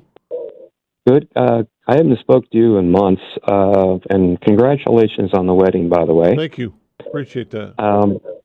Okay. Yeah, I was just wanted to comment. I haven't been involved in road rage, but I saw road rage right up close and personal with somebody else, and thankfully nothing came out of it. But it could have been a really bad situation. The guy that was upset was a big dude, and I'm talking a big guy, and he was screaming down the street at this car down ahead, and I was sitting in my car saying, please, light change so the traffic can get going again, right? That's what it was like. That's what that situation was like. That was pretty scary to see.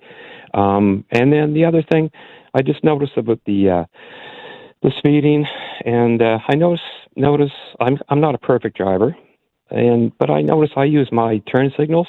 I see a lot of that around here where people don't bother using turn signals, and I figured, you go and get your license.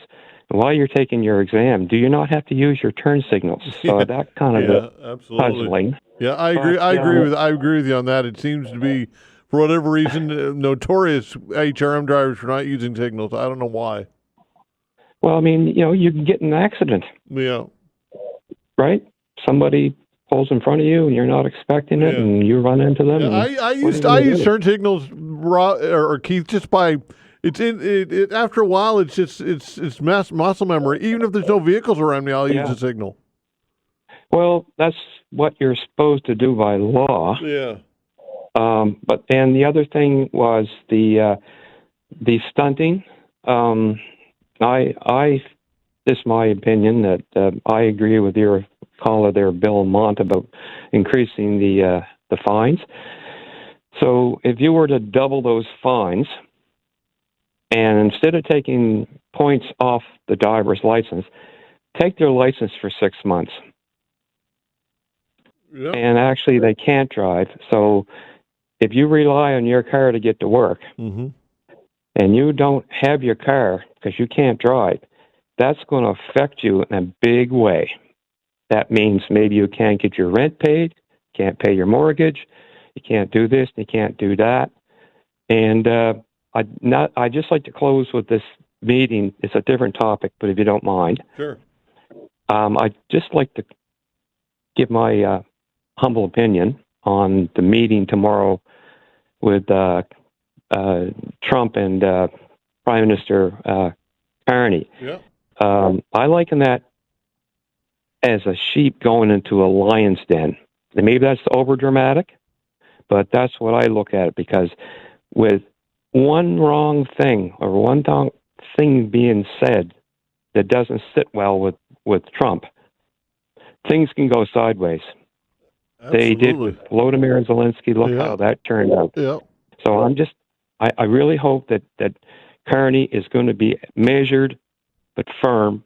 And if he comes up with that 51st state thing, I really hope that somehow that he can talk to Trump and not get things going sideways. So what do you think? I think that could happen. Well, Keith, I think you're absolutely bang on in that with Trump, you just never know the unpredictability factor. If I'm Mark Carney, I don't know how I handle this. I really don't, because I understand that you want to have a relationship with the guy, but it's like Keith, I liken it, and I've used this analogy many times, but I think it's true. It's like any abusive relationship that people are in, and on a personal level, even when you're dealing with somebody with an abusive relationship, they can charm the heck out of you in one breath, and then slam you in 1 second the next second, and that's what you're dealing with Donald Trump. And abusive relationships aren't based on rationale. They're not based on logic. They're just based on emotion. And I know that might seem dramatic, but I see our relationship with the U.S. right now, and in particular with Trump, as an abusive relationship. And I know that might not be an analogy that everybody agrees with, but I don't know how to deal. I don't know how Carney's going to deal with it. I have no idea. I wouldn't want to have to put up to be in his shoes. But Keith, I think you're bang on about the unpredictability factor of Donald Trump, and that's part of that type of volatile, abusive relationship that the world is dealing with right now with this guy. Well, Todd, I thank you very much, and it was good to talk to you again, and all the best, and we'll talk again probably at some point. Okay, pal. Day. Thanks, Keith. Appreciate it. Take care. 902-405-6000. I don't know if that's a completely out there analogy or not. But it's a hallmark of an abusive relationship is unpredictability and volatility, and someone who charms you and is complimenting you and flattering you in one instance, and then the next thing they're you just never know what you're going to get. That is a hallmark of an abusive relationship. And I would bet that if you could dig into Donald Trump's life, that would be a characteristic that he would have in most of his relationships. Because why would it only be present as President of the United States? 902-405-6000. That's the way to reach us. What's on your mind today? Again, 902-405-6000. We'll be back.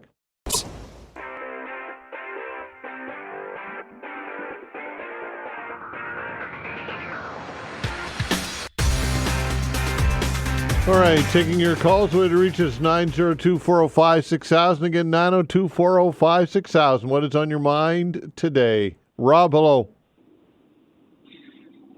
First of all, congratulations on your nuptials. Thank you, sir. Appreciate it.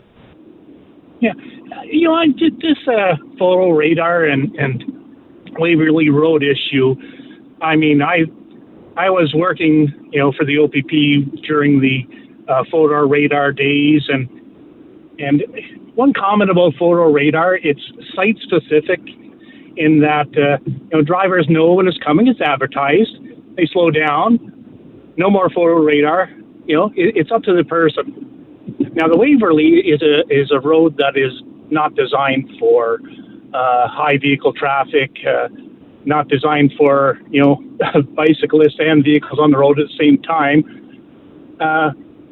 But one option that they always had, for the county or the community that has Waverley Road is to have paid duty police officers on a fairly, consistent basis, one a week or one every other week, and the word will get around.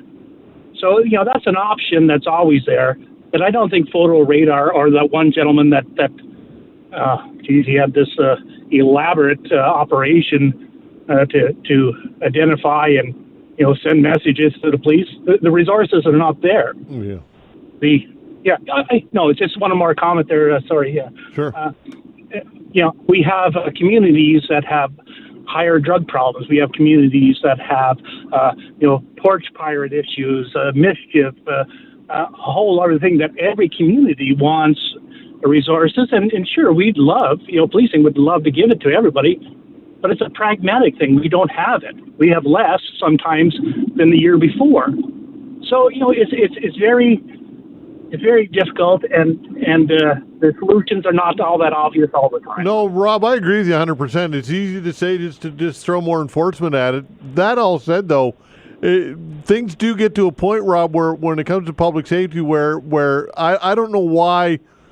I don't get the argument why we don't have photo radar and why the province won't implement this. I just don't understand. To me, that would be the most logical, sensible next step, would it not? Well, like I said, it's site specific, and as far as I know, I don't know if Ontario has brought them back or brought the airplanes out again or such, but everything's at a cost. Everything's at a resource cost. Everything's at a financial cost, and it's just not sustainable unless the police budget goes up. And every year, there's a fight for the police budget not to go up. That's true. I mean, body cameras. That's an example of it. That's one of the arguments against body cameras is that it's extremely expensive. People don't realize or recognize that the software that's involved, and it's not like just throw a camera on a cop and away they go. It's not like it's a web. There's a lot of money here involved in this. Yeah, and I love body cameras. Any police officer that's out doing their job right wants a body camera. Right, but I guess, Rob, what I'm getting at is there's a cost associated with it, to your point. Oh, 100%. 100%. And everybody would like 100% of the great tools that are available, but it's not going to happen. Yeah, okay. All right, Rob. Thanks for the call. Appreciate it. All right, cheers. All right, take care. 902-405-6000 makes a valid point. There's always give and take to every argument. But that said, to me, if you want to crack down on speeding and it's becoming a serious public safety issue, I don't know. I don't know what the cost analysis would be with photo radar per ticket delivered, or as opposed to a police officer getting in their cruiser, pulling you over. But I would think it would be quite a bit higher, the latter, than the first. I would think, logically. Maybe I'm wrong. Stephen, hello. Hey, Todd. How's it going? Well, you? I'm awesome. I'm still playing six strings. You're probably still playing four, but I heard you bought a new guitar. Yes. Well, I bought that guitar. Actually, you're talking about Joel Plaskett's guitar, right? Yeah. Yeah, I bought that probably 3 years ago now, and the rumors were true. It was his. It was okay. Yeah. Well, yeah, I think you had him on too. I did. Yeah. That's how I verified it for sure when I heard it from him that it was indeed his guitar. That is super awesome. Yeah. So I guess we're road raging today. Yeah. Waverley Road. I grew up all my life in Dartmouth, so Waverley Road. Yeah, it's not pedestrian or cycling friendly, but there's another road that everyone seems to love and ignore. It's the road to Peggy's Cove. Yeah, that's true. It's pretty horrible. Yeah. But it's pretty windy. It's pretty windy. It's not that the condition of the road is not that bad. I was actually on it just yesterday. Not that bad, but it's pretty narrow in some. It's narrow and windy. Absolutely. Yeah. Yeah, and I think there's a church where it goes. The speed limit goes from 80 to 50, just where there's a church. Yeah. And then it's back up to 80 again, and people don't know it. Yeah. So it's but that's the way it is. But where I live, I live outside Halifax, and I live in what you would call a rural neighborhood. It's got 800 homes. Yeah. I use my cruise control on my road and keep it at 50. Yeah. And I had the other day just going down to get my groceries in the morning. I had nobody behind me, and then there was some guy in an Audi that was in my bumper. He had to be doing 100 in a 50 zone to catch up to me. Yeah. And I had a guy a year ago. I actually got his license plate and called the police. He tailgated me so hard, and when I pulled off onto the utility road, I stopped my car like I was shaking like a leaf. Yeah. He backed up in the middle of the boulevard and backed up and asked me if I wanted to go. Wow. The first thing I said is my sarcasm came out, and I said, "Go where? Go Disneyland?" Where? Exactly. Yeah. I said, "Disneyland?" Yeah. He's like, that probably really helped. That probably really helped the situation. Yeah, sarcasm doesn't at times. But I got his license plate number, and I called the RCMP, and they actually visited him, and he actually said he was having a really rough day, and he actually felt really remorseful about it. Wow. So, it worked out in the end, and I know his vehicle, and I know him, and he doesn't tailgate, he doesn't speed. Sometimes people are having a rough day, but that's no excuse having a rough day. But but I agree with you. I think road rage, speeding, it's out of control, and I definitely agree with you 100% on red light cameras or speed control cameras. I'm on the Todd train with that one. Okay, all right, pal. Thanks, buddy. Watch it and play that guitar well. Okay. Play us a song someday in the studio. No chance of that happening. Thanks, Steve. Appreciate it. All right, take care. That would be ultimately the ultimate self-indulgence by Todd Veinotte, me playing a song. I don't think that'll ever. That I guarantee I'll never ever subject you guys to that. I promise. I promise. We got plenty of talent around here. You don't need to hear me playing guitar. All right. Thanks for the calls, everybody. We appreciate it very much. Canadian Tire bidding on Hudson's Bay assets. Interesting stuff. Robert Huish when we come back. All right. Joining me here in studio is Robert Huish, Associate Professor at Dalhousie University. Robert, thanks for coming in. I appreciate your time. Good to see you, Todd. All right. I want to talk to you about Canadian Tire bidding on Hudson's Bay assets, and there is some overlap here as to what's going on in the greater economy and the conversation in general about what type of economy is sustainable here in North America. Exactly. Do you agree with that or not? I totally do. And this is not just your classic corporate takeover or interest in buying regular assets. Companies emerge and they dissolve, and they merge and they dissolve over time. But what's really interesting about this, with Canadian Tire wanting to go after the Bay, is it's not just a made in Canada, elbows up sort of approach to this economic merging. It's actually after the intellectual property that the Bay was trying to acquire in a broader market. So there's a lot of subsidiary chains or a lot of smaller brands that the Bay was acquiring, and that's what Canadian Tire is after. They themselves have done that in the past to go after places like Mark's or some of the fast food chains or whatever. And that seems to be an important thing that we should all pay attention to right now. There's a lot of questions that Canadians particularly have about the future of our economy. And we're not seeing this Canadian Tire takeover or bidding for the Bay as being a return to the glorious department store days, or even let's find a way to bolster up, made in Canada manufacturing goods that you're gonna put in brick and mortar stores.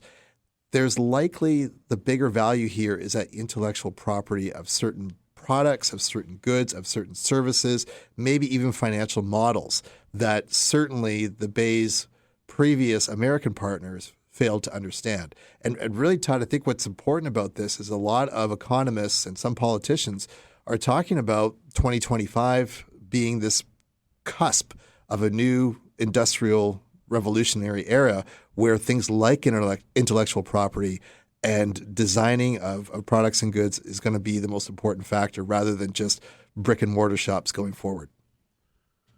Okay, so you talk about intellectual property. Are we talking about designs on certain products, or obviously that's what we're getting at, right? Yeah, and at a trivial level, like it might be, you think about Canadian Tire, Hudson's Bay. Are we talking blankets and toboggans, sure, right? Yeah. That kind of thing. Yeah. But think about some of the other challenges that are going to come up in Canada's economy, especially those that are climate driven. So even in the last few years, the big push for EVs. There would probably be more EVs on the road in Canada if we had better infrastructure for them, if we had better charging concepts for them, if more home chargers were available that people could acquire, easily install, and then produce. And then finally, if Tesla wasn't Tesla. Yeah. But besides that, this is the kind of stuff that Canadian Tire, I think, is starting to look at, to say that whatever is on the shelves today of the Bay may not be the most valuable thing, but what could be designed down the road tomorrow, that's going to matter. Also, when you look at just how much stuff is in Canadian Tire that's often produced in China or produced overseas, this is now an invitation to, again, go beyond just sort of the elbows up, but actually begin to patent and design some technology or certain products that will be more useful down the road for Canadians as their appetites change from automotive to housing. Mm-hmm. Okay, but manufacturing, when all is said and done, you can create patents and all of and technology, but still things need to be constructed. They do, and the cost of actually building the widget, regardless of how you get there, is still human resource driven, is it not? For the most part, it is. Yeah. The thing was, we're seeing Trump arguing so hardly in the States that the tariffs are going to bring the jobs back inside in the country. Well, under the current model, the idea about just packing up all the human resources and the infrastructure in Southern Ontario and then suddenly automakers doing their thing in Detroit, that's not likely to happen unless there's really advanced automation that would likely put people out of work. Right. So we're kind of on this cusp right now where you've got AI technology, you've got new robotic technology, you even have new genetic technology that's all at our disposal right now that could quickly make the jobs that people's hands do more and more obsolete. Mm-hmm. So that's a real fear. And how that looks, if it's the Canadian economy trying to sort of insulate itself more, or if it's Trump's America First plan to try to redo the labor and production schemes in North America, we got to ask ourselves, who is going to benefit from this in the end? Every industrial revolution we've seen in the past, sure, when the steam engine comes into the world of the 19th century or when the telegraph shows up, previous jobs were suddenly disappeared.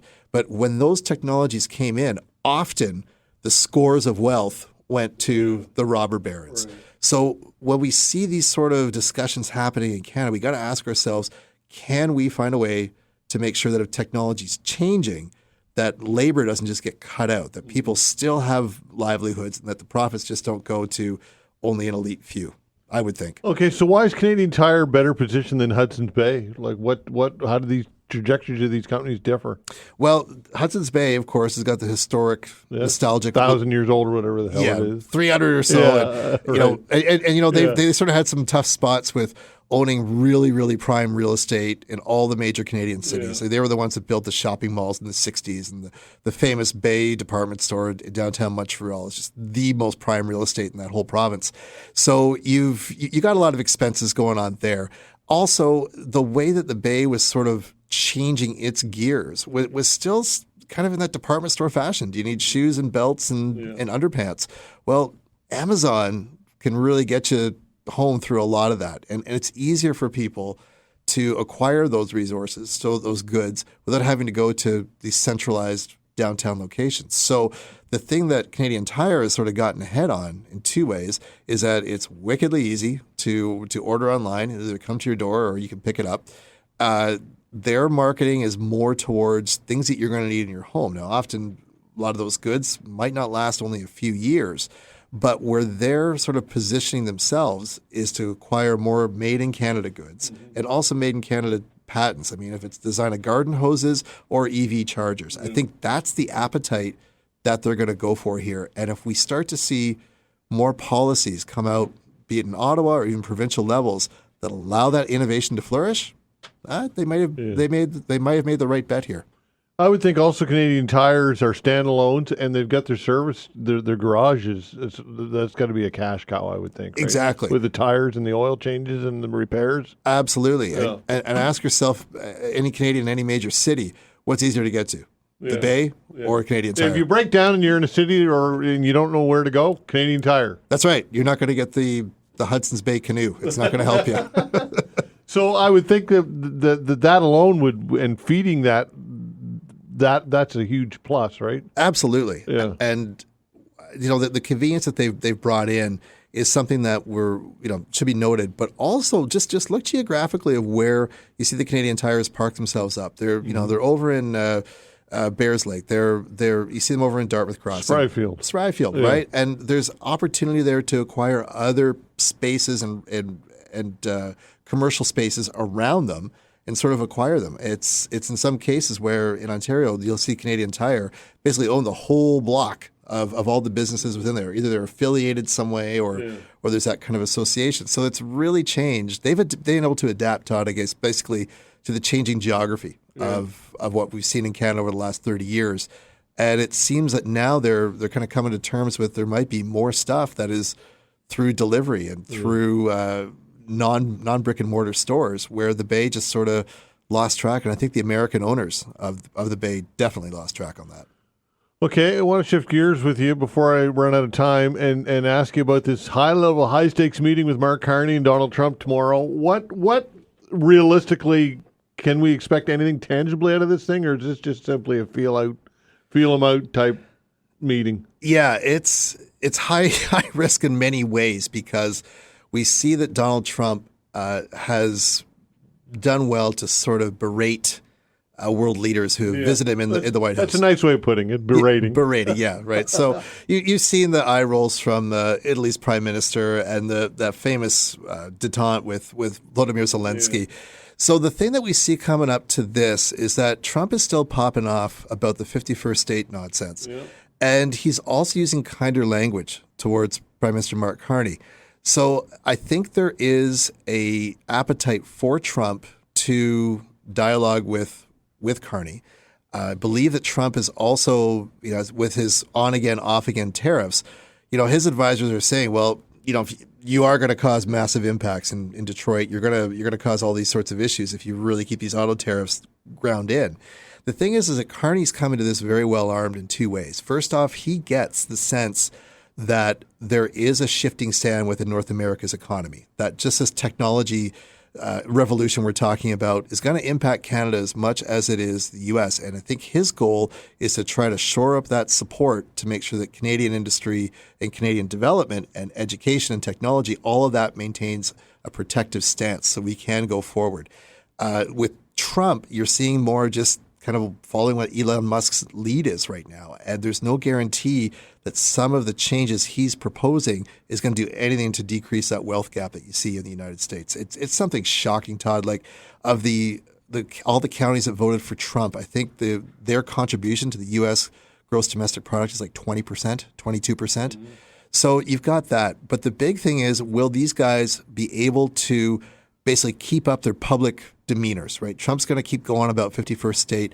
Carney's going to basically say that Canada's got to be elbows up. We've got to defend ourselves. It's like a wrestling match. Those characters are going to need to keep those reputations going, their characters going. But behind the scenes, can these two guys talk to each other? Or is it going to be absolute head-to-head, which is what is we saw with Justin Trudeau and Trump. Really frustrating between those two guys. How about the automotive industry here in Canada? What's your? I know that's a huge question, but what's your quick take on what can be salvaged with that? Well, I think that there could be opportunities for some of the Japanese automakers in Canada to be intelligent about this and figure out that they can bypass U.S. tariffs as opposed to, say, bringing all the parts into Indiana and then assembling the vehicle and then getting double tariff coming to Canada. Subaru, I'm looking in your direction. Yeah. But, there could be opportunities there. And I don't know if we see any of the auto industry leaving Canada. Will other producers come in? For example, with Honda in Alliston, Ontario, huge public money went into developing that plant. Yeah. If they take off, will the government of Ontario say, well, take your stuff with you? Or wait a second, you owe us for that. Yeah. They keep the resources and maybe retool it for Fiat or a European dealer to come in. Wow. Interesting stuff. Robert, thanks for coming in. Appreciate your time, pal. Good to see you, Todd. All right, take care. That's Robert Huish, Associate Professor at Dalhousie University. National Hospice Palliative Care Week. That when we come back.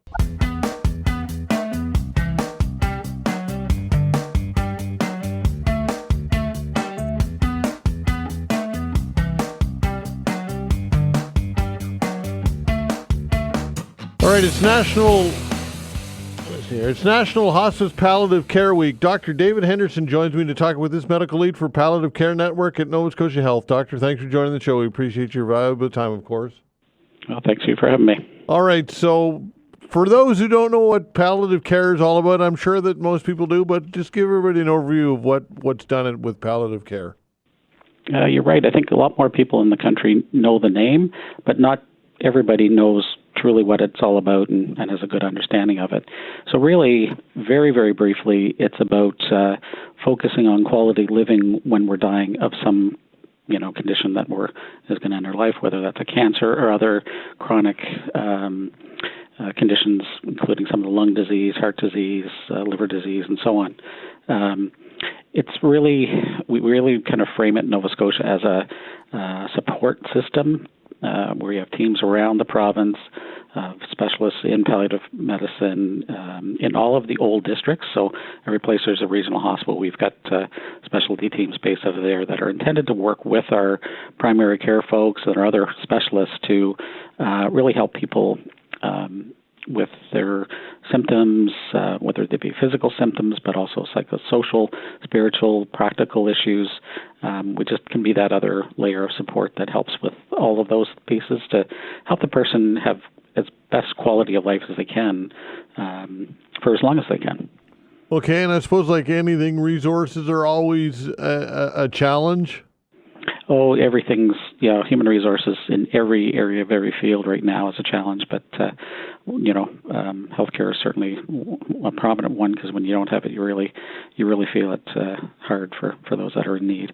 But we've got amazing people working in these fields that are always, come together and try to find a way to make things work as well as possible. Okay, how much of donations and private sector involvement is there with palliative care?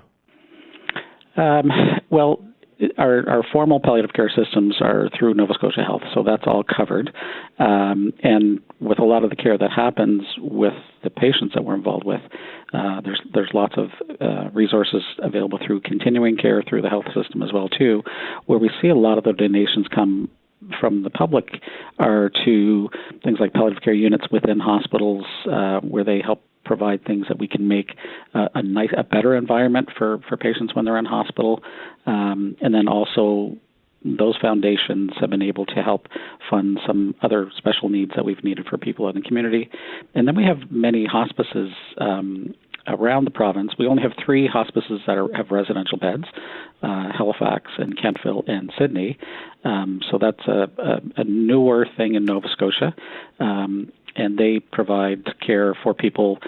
A hospice is a little different where it's really focused more for the end-of-life care, so it's days to weeks of life. But those hospices and the rest of them around the province, they rely tremendously on donations from the public to help provide even some of their operational expenses in some cases. But again, providing those special things that people need that otherwise they can't always get. And that can be anywhere from helping to cover cost of a piece of medical equipment. Sometimes we're able to get some funding to help with people even when they need nutritional supplements, like the Inshores and boosts and things, which aren't covered through other resources. And then we have the human part of it, of all the amazing volunteers out there that often working with the hospices and with the palliative care teams all around the province. And they're just amazing people that have had, something touch them, and they felt that this is such an important thing to do. And just amazing people that are comfortable with sitting with somebody who has a life-limiting illness, and just being able to be a person who can listen and have something in common and talk about fishing or hockey or something that can help change their day and brighten their life.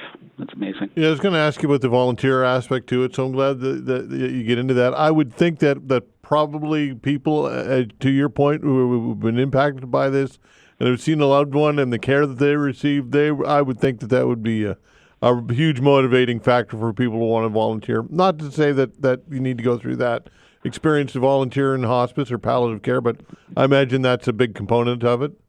A lot of people, they find their way to it from that. Or, again, it could have even been a friend or somebody that they knew, and they just even got that glimpse of what was happening and felt like, geez, that'd be a really good thing that I think I could do. And the nice thing I know with our volunteer program here based out of Truro, we've got volunteers that come up in our palliative care unit, and they just do baking, and we've got volunteers that knit and crochet these things called lapgans that every palliative care patient that comes on the unit gets one of those. Just such nice things that, in the grand scheme, you might not think it's making such a difference, but it's so powerful on both sides of it. So the families are so appreciative, the patients love it, and then, having that ability to be able to give to somebody who kind of just needs that little extra support during that time of their life is it's amazing. So it makes everybody's hearts feel better. I'll bet. Dr. Henderson, thanks for doing this. Appreciate your time. Oh, my pleasure. Happy to do it. All right, take care. Dr. David Henderson, Medical Lead for the Palliative Care Network at Nova Scotia Health. Halifax Chamber of Commerce has a new chair. We'll be back and chat with that chair. We'll be back. Thanks.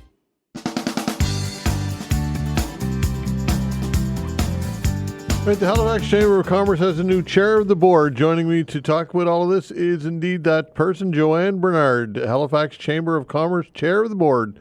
Joanne, thanks for joining the show. We appreciate your time. Well, thank you for having me, Todd. All right, so you've got quite an extensive background, including an MLA, the CEO of Easter Seals, and so well-positioned, I'm assuming, that you feel to take this job on, right? Well, I believe so. I mean, I've been around for a long time. I was also a cabinet minister, so I have lots of leadership capabilities through both my public and private work. And, I'm very proud to be the first nonprofit leader named to this position. All right. What's the role involved? What do the responsibilities entail? Well, the responsibilities for this chair this year will be finding a person to replace Patrick Sullivan, who, of course, has announced that he's retiring at the end of the year. So that really is a priority for myself and the recruitment team. But we also have a very diverse board that have a lot of experience in different areas and lends very well for the strategic plan that we're working on right now that was passed last year, and we're trying to implement going forth on everything from affordability, labor, and infrastructure, and of course the membership. The membership is key to the success of any chamber, and we're almost up to 2,000 members, representing over 94,000 workers within HRM. So there's lots of work to be done, making sure that folks remain engaged, and of course filling that pivotal role of the president and CEO position. Okay, when it comes to membership, what are some challenges? I shouldn't say it shouldn't predispose to challenges, but are there challenges, I guess, when it comes to membership? Not really. I mean, there's always, when you're representing sole proprietors up until corporations and, of course, nonprofit sector, small business, There's oftentimes you're representing interests that may not all be homogenous, which is fine. But when you're talking about tax relief for members, or you're talking about increasing the labor force through immigration credentialing and all kinds of things that everybody's on the same page for, there's not a lot of challenges there. Making sure that, there's a value add to the members so that they see the value in being a member of the Chamber. We have over 100 events a year, and some of them, many of them actually are free. When when I'm in the nonprofit, I always look for organizations that can offer, whether it be networking or professional development or anything like that. And the Chamber is very good at positioning itself and offering those benefits to its members. And of course, we do a lot of advocacy at 3 levels of government. It's very important. Our submissions around budget time or floating policy, those are very critical roles that the Chamber has on behalf of its members, and we do it quite well. Okay, so when it comes to the Chamber and its mission statement, I guess, for those who don't know exactly what a Chamber is supposed to be doing or does do for the community, give everybody an overview as to what the Chamber does for the community in general. Well, we offer some visibility for Chamber members to each other, but more importantly to the wider community and to government. We do submissions at tax time, at budget time, and really, as being a former member of the government, I remember how pivotal the advice or the advocacy was in terms of setting public policy. And sometimes, the Chamber is very successful in that. Sometimes they're not, but at least the voice is there on behalf of their members. There's all kinds of affinity members within the Chamber, so there's lots of benefits for each organization and their employees, everything from life insurance to car rental discounts. This is the oldest English-speaking chamber in North America. It is one of the strongest chambers in Canada. It has a staff that's second to none. And so the value of organizations joining the Chamber, we see every day, and we're told every day what being a Chamber member does for their organization, for their workforce, in bringing forth ideas and advocacy to different stakeholders within the community.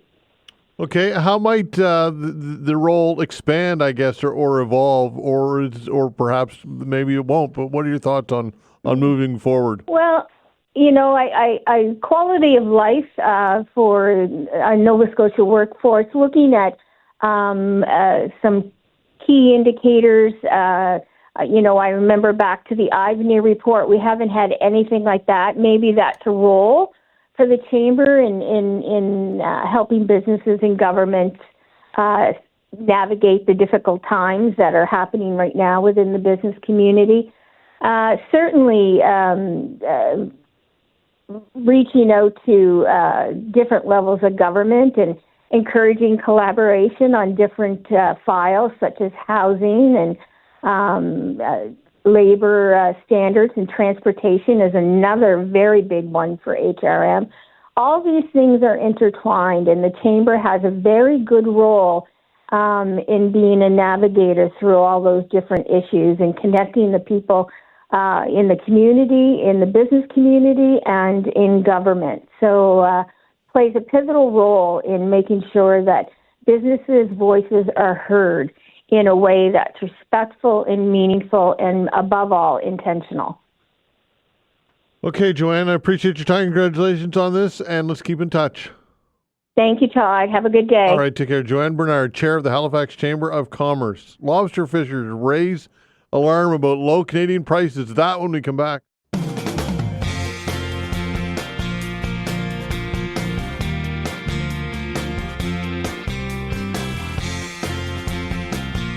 All All right, I saw this story on the Global News website late last week. Lobster fishers around Atlantic Canada are speaking out about this year's prices, with some saying it's unfairly low this season. Joining us to talk about all this is Colin Sproul with the Bay of Fundy Inshore Fishermen's Association. Colin, thanks for joining the show. Hey, Todd. Thanks for the chance to share views. Indeed. All right. So, what can you tell us about pricing so far this year? What are you hearing? Well, depending on what region, we're hearing somewhere around the $7 a pound point right now, Todd. All right. And what would the expectation be as opposed to that in an ideal world for you guys? Well, the expectations of the industry right now are just being based on the cost of doing business. And at this price for lobsters, it's barely meeting those costs. Over the last several years, we've seen huge upswings in the costs of vessels, costs of access to the fishery, and traps, bait, fuel, everything that's required to catch a lobster costs drastically more than it has in years past. And so fishermen are looking for higher prices out of their catch, and part of their disdain for the prices they're being offered is based on the fact that we're seeing high prices for some other types of luxury seafood products. So it's generating a lot of concern in the fishery right now, and we're really looking to get fair prices for our members' catches. Okay, so how do you get fair prices then? Well, I mean, we understand that the price of seafood is tied to market dynamics and to demand, but the fact remains that the processing and export capacity for lobster in Atlantic Canada is being conglomerated into fewer and fewer hands, and we believe that lack of competition in the market is also leading to lower prices at the wharf. Okay, but again, what can be done about that? Well, we think that the government needs to step in and stop the both foreign ownership or corporate vertical integration of lobster processing and export capacity. We need to ensure that there's a fair marketplace and that the price on lobsters is not set against fishermen and pushed down unnecessarily.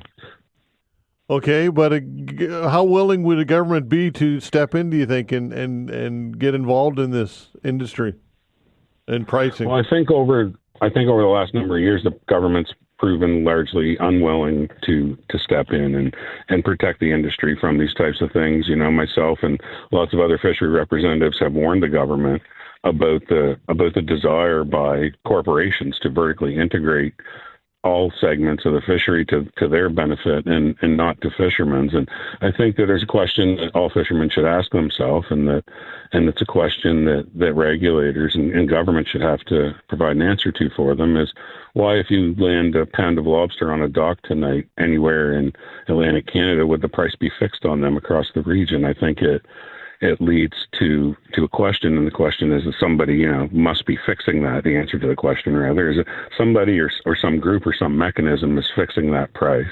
It's not lawful in our country, and it's clearly against the Federal Competition Act, where it says if you conspire with anyone else or with any other group to fix the price on a commodity, that you've committed a crime, and an actual crime, not a civil issue. And so the fact is that the price on lobsters is being set, and it needs to be set at a place where fishermen can make money and be profitable and make more capital investments back into our industry.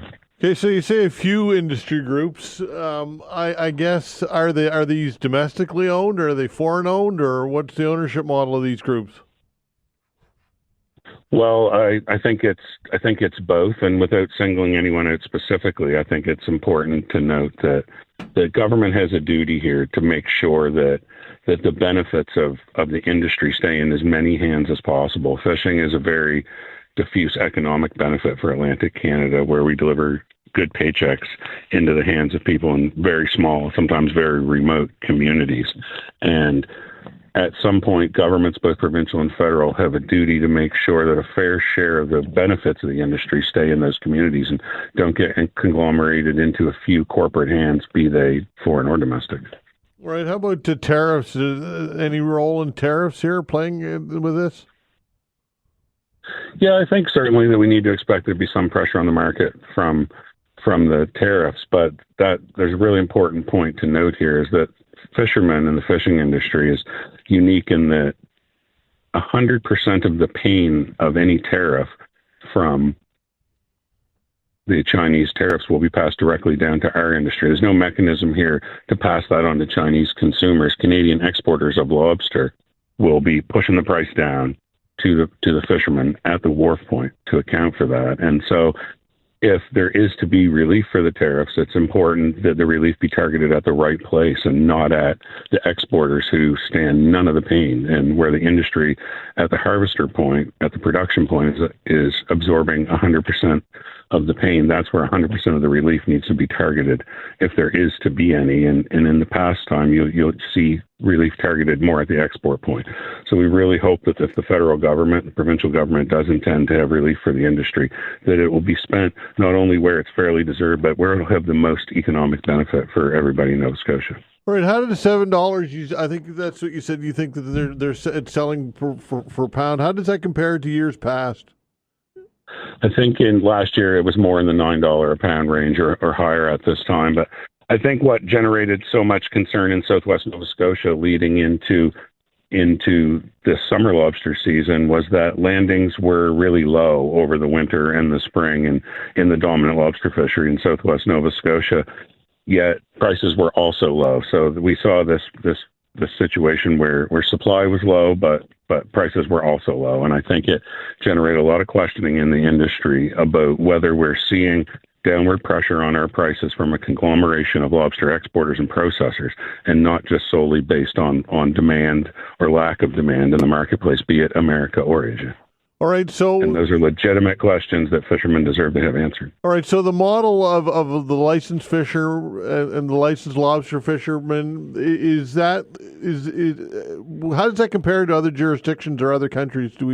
I'm sure that there are other ownership models. How does this work in other countries? Yep, there are other ownership models, but most of them are based on limiting effort in some way, whether it's through participation or traps. That lobster fisheries are widely managed through limiting the effort. So how many people can fish, what days they can fish, or what season, or the types of traps and vessels that they use. So although there's a lot of variation between countries, you'll see that effort is the primary means to limit lobster fisheries. Okay, I guess what I'm getting at, is there been any push by anybody to revisit this model in Canada, or is this embedded and entrenched and not going anywhere? I sure hope not. And the reason being is that the Integrated Fisheries Management Plan for Atlantic Lobster, which is a unified plan for all lobster fisheries in Atlantic Canada, has resulted in that fishery being not just the most valuable one in Canada, not just the most valuable one in the world, but the most valuable fishery that's ever existed. And it's delivering more value to communities in Atlantic Canada than the groundfish fisheries, the codfish fisheries of Atlantic Canada ever did in the past. So it's really important that we make sure the fishery is sustainable and preserved for future generations, and that we make sure that coastal communities get the biggest economic benefit from it directly back to fishing communities that's possible. Okay, you said catches were low last year, was it, or did you say this year that are low? This year, catches have been low throughout the spring, yes, in Southwest Nova Scotia. Okay, and is that concerning at all, or?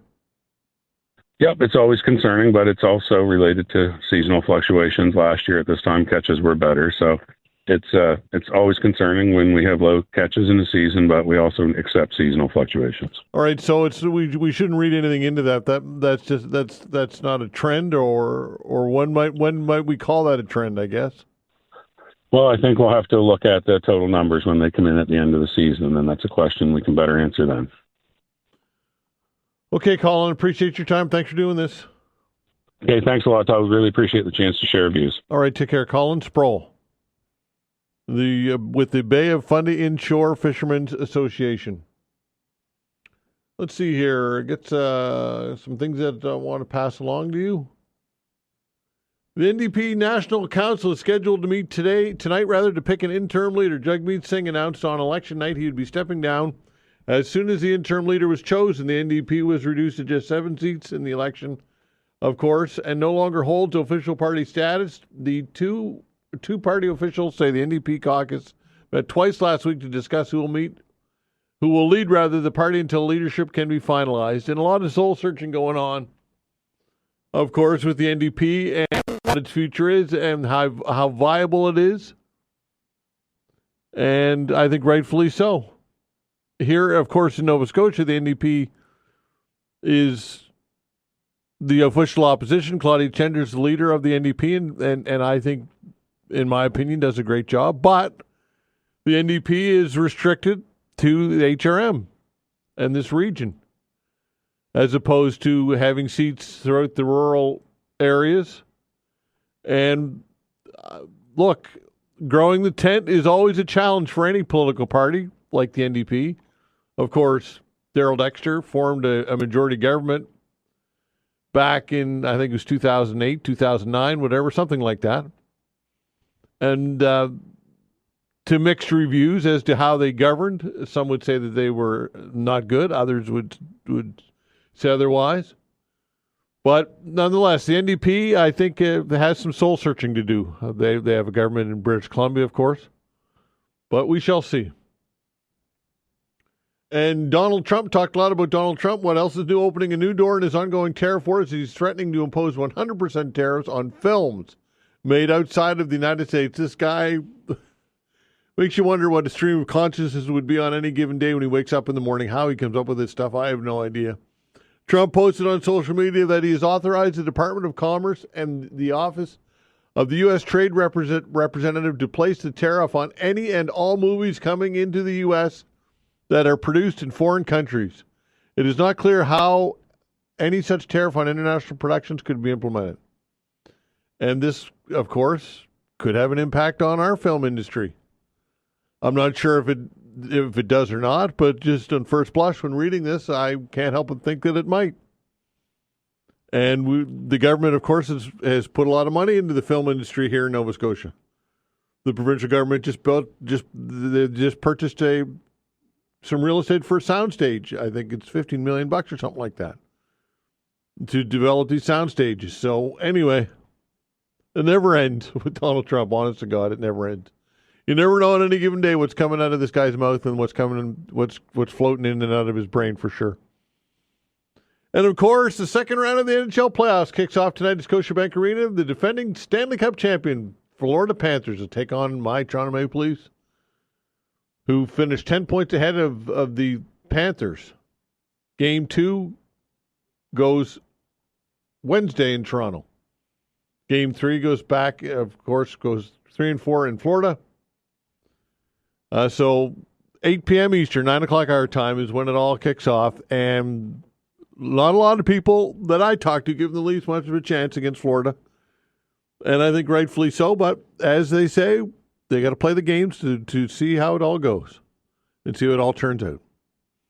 Thanks for listening, everybody. We appreciate it very much. Thanks to Vanessa Van Ness as well on the other side of the glass of the control boards. Doing a fine job as always. We're back tomorrow at 10 o'clock. See you then.